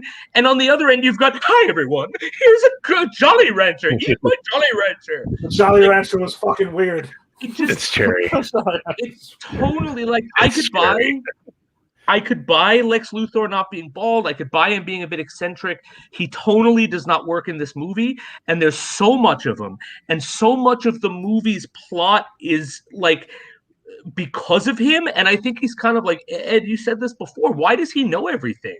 Like, why does he know who Batman is? Why does he know who Superman? Why does he know any of this? I've never met this man before. How is he so well informed? Yeah. So that was an issue I had. And like I make the comparison to this movie a lot to Civil War, not because you got to compare Marvel and DC, but because this movie came out the same year Civil War does, and it hits a lot of similar beats. That like if you watch both movies back to back, they're very similar movies, except Civil War works, and for me, I don't think this does. And the big difference is, I didn't watch Civil War getting only Iron Man. And Civil War's job was not to tell me who Captain America was and why he has beef with Iron Man and who Baron Zemo was and who is this and who is that. And by the way, there's a Scarlet Witch and Vision. Yeah, you missed that. Ultron. We'll get to it. It's like this movie does not feel like a movie to me. It feels like three movies sewn together to sort of start a franchise. And that's my frustration because the Batman movie I see here could be fantastic. The Batman versus Superman, the whole back and forth of the light and the darkness, but Superman is dealing with his own darkness and Batman is trying to find his own light. There's a lot of good stuff here, but it's just trampled on, and it's just not. I could have watched 2 hours of just Batman and Superman getting the. I didn't need the parademons, and I know what parademons are. I used to own them as action figures. I recognize what that Flash was. I read these comics, but nothing in the movie gives me any clarification of this stuff. And at some point in the movie, I'm just like, okay, so now you're throwing something else at me. By the time we get to Doomsday, I'm like, this is a different movie, and that's my big problem with Doomsday. You burn Doomsday, one of the biggest DC villains, the one guy who can kill Superman, and you burn him for the last 20 minutes of this movie.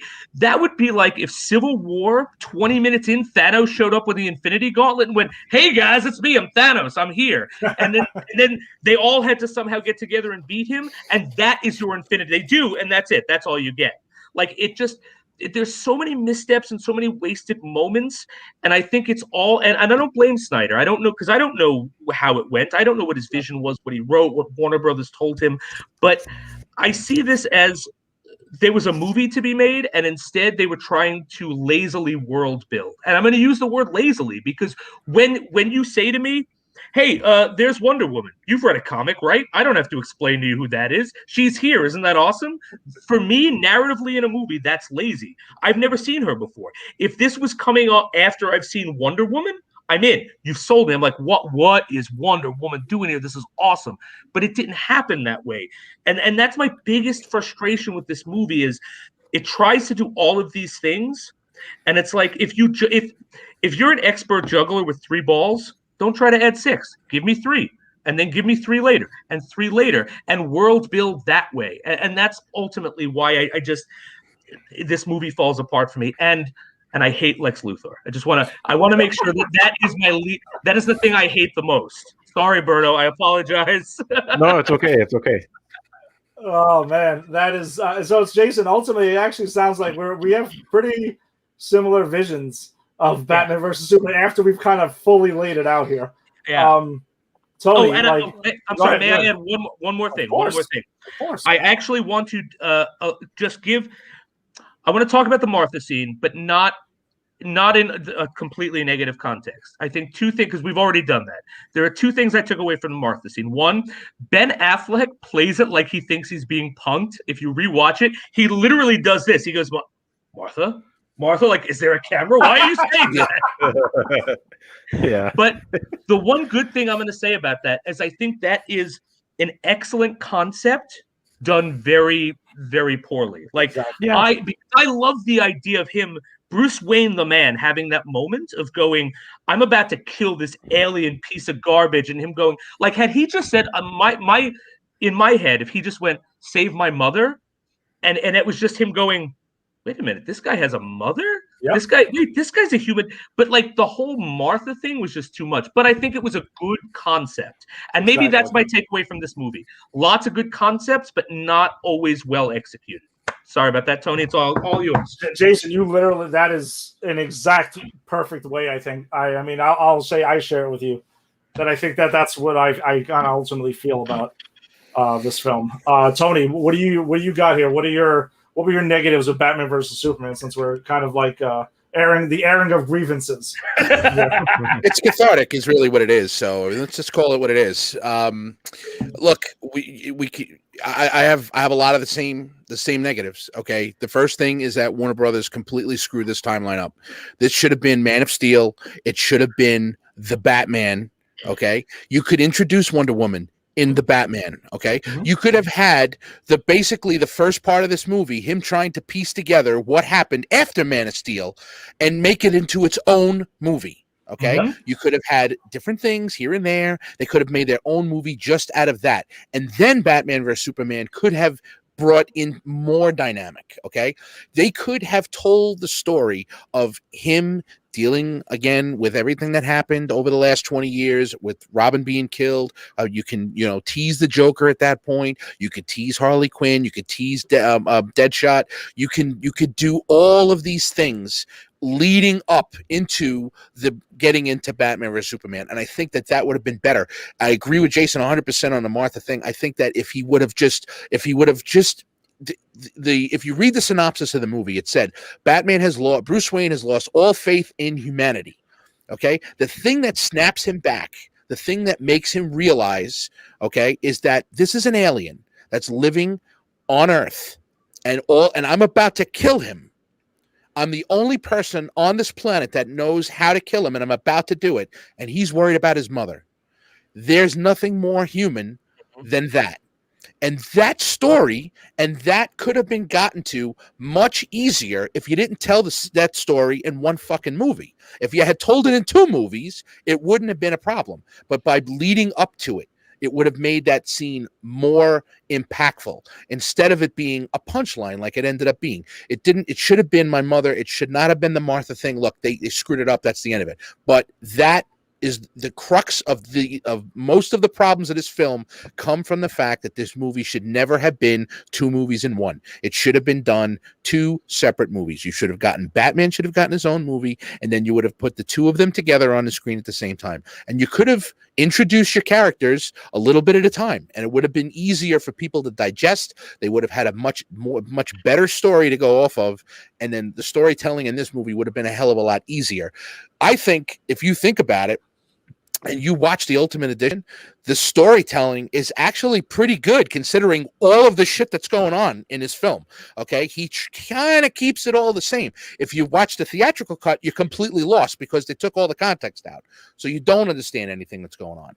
So that is the biggest problem I have with this film, is the fact that it should never have been like that. It should have been multiple films. That's the biggest problem that the DCU has had to this point, is that they've tried to copy Marvel and only do it on their own terms. They should have just said, look, that's what they're doing. We need to do our thing. And they never did that. So, and they're doing it now, but they didn't do it at the beginning. And that's what set them back 5 years.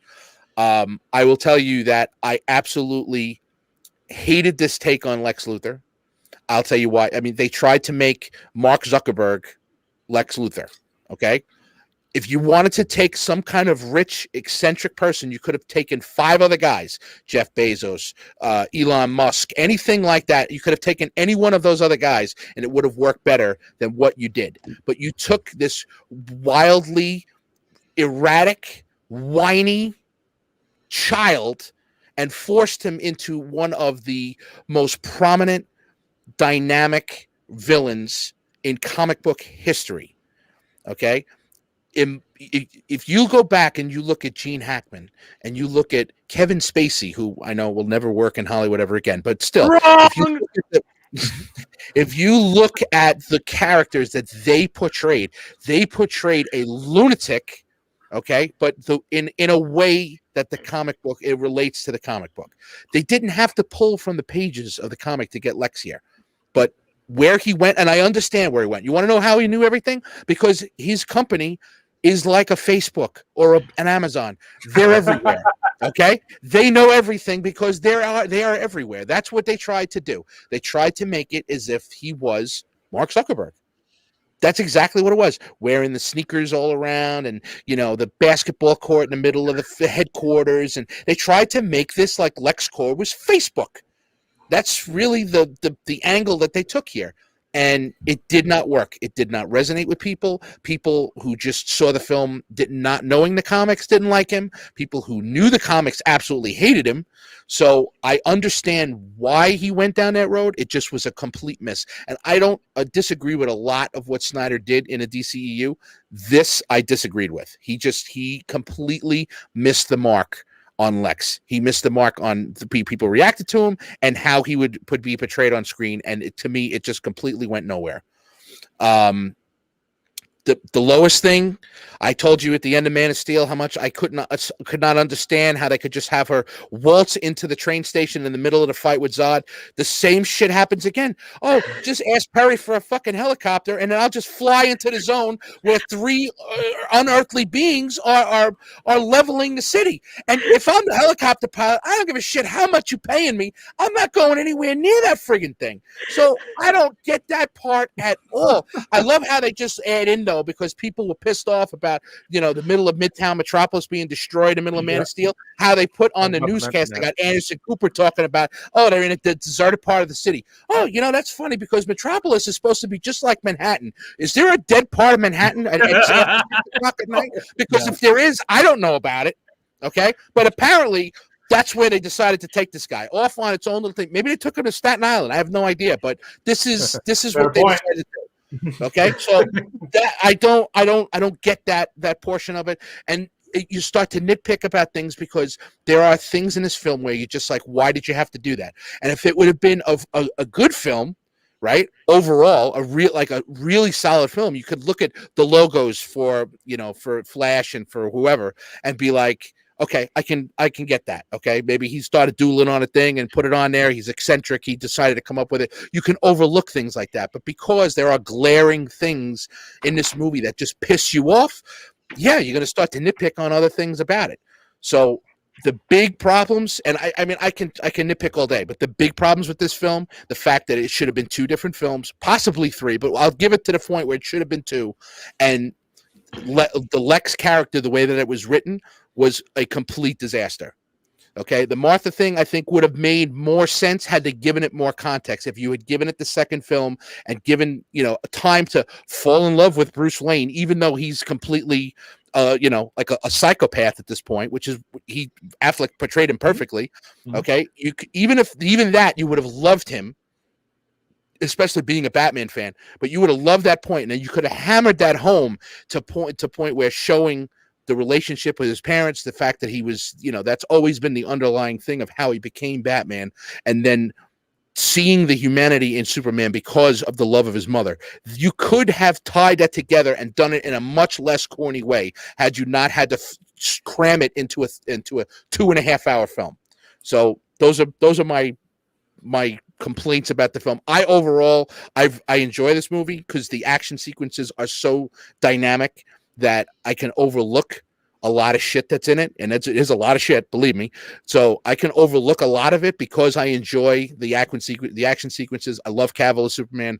I love Affleck as Batman, but there's a lot of problems there, and that's if you would have taken care of some of that stuff, it would have been right up there with Man of Steel for me on my DCU list. All right. So I think just pretty much in closing to this, so as we wrap up our Batman v Superman Dawn of Justice, I think the overall thoughts, and I know, Berto, you like it, and I think we would like to have you, I'm sure you'll be joining us in future episodes of the show, is that, yeah, you obviously, there you go, right on screen. You're more than welcome to come back with us whenever you like.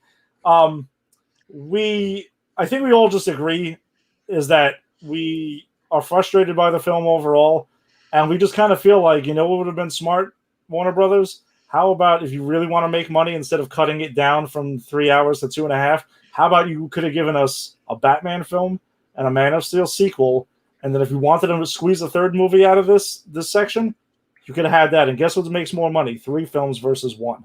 But instead you did that, and you kind of collapsed on itself. So, all right. So pretty much in closing, guys, thank you for joining us. If you're with the live show and you're watching, that's awesome. Thank you so much, whether it's on YouTube or Facebook or Instagram or on our group page. If you like what you saw here, just go on to Facebook, look for Granny's Peach Tea, like us here, join the group, join the conversation. We're always talking about this, even in between shows. We got our weekly show as well, which you've seen right here. Next episode, we will be covering the season 4 debut premiere of Black Lightning next week. We'll also be talking about episode 5 of WandaVision, and we will continue our revisit of the DCU when we tackle Suicide Squad. I know, Jason. Jason, me and Jason made a pact years ago, right? That we said that he would never watch 28 Days Later ever if I promised to not watch Jeepers Creepers. Yes, and I've stuck to my side of that pact. As have I.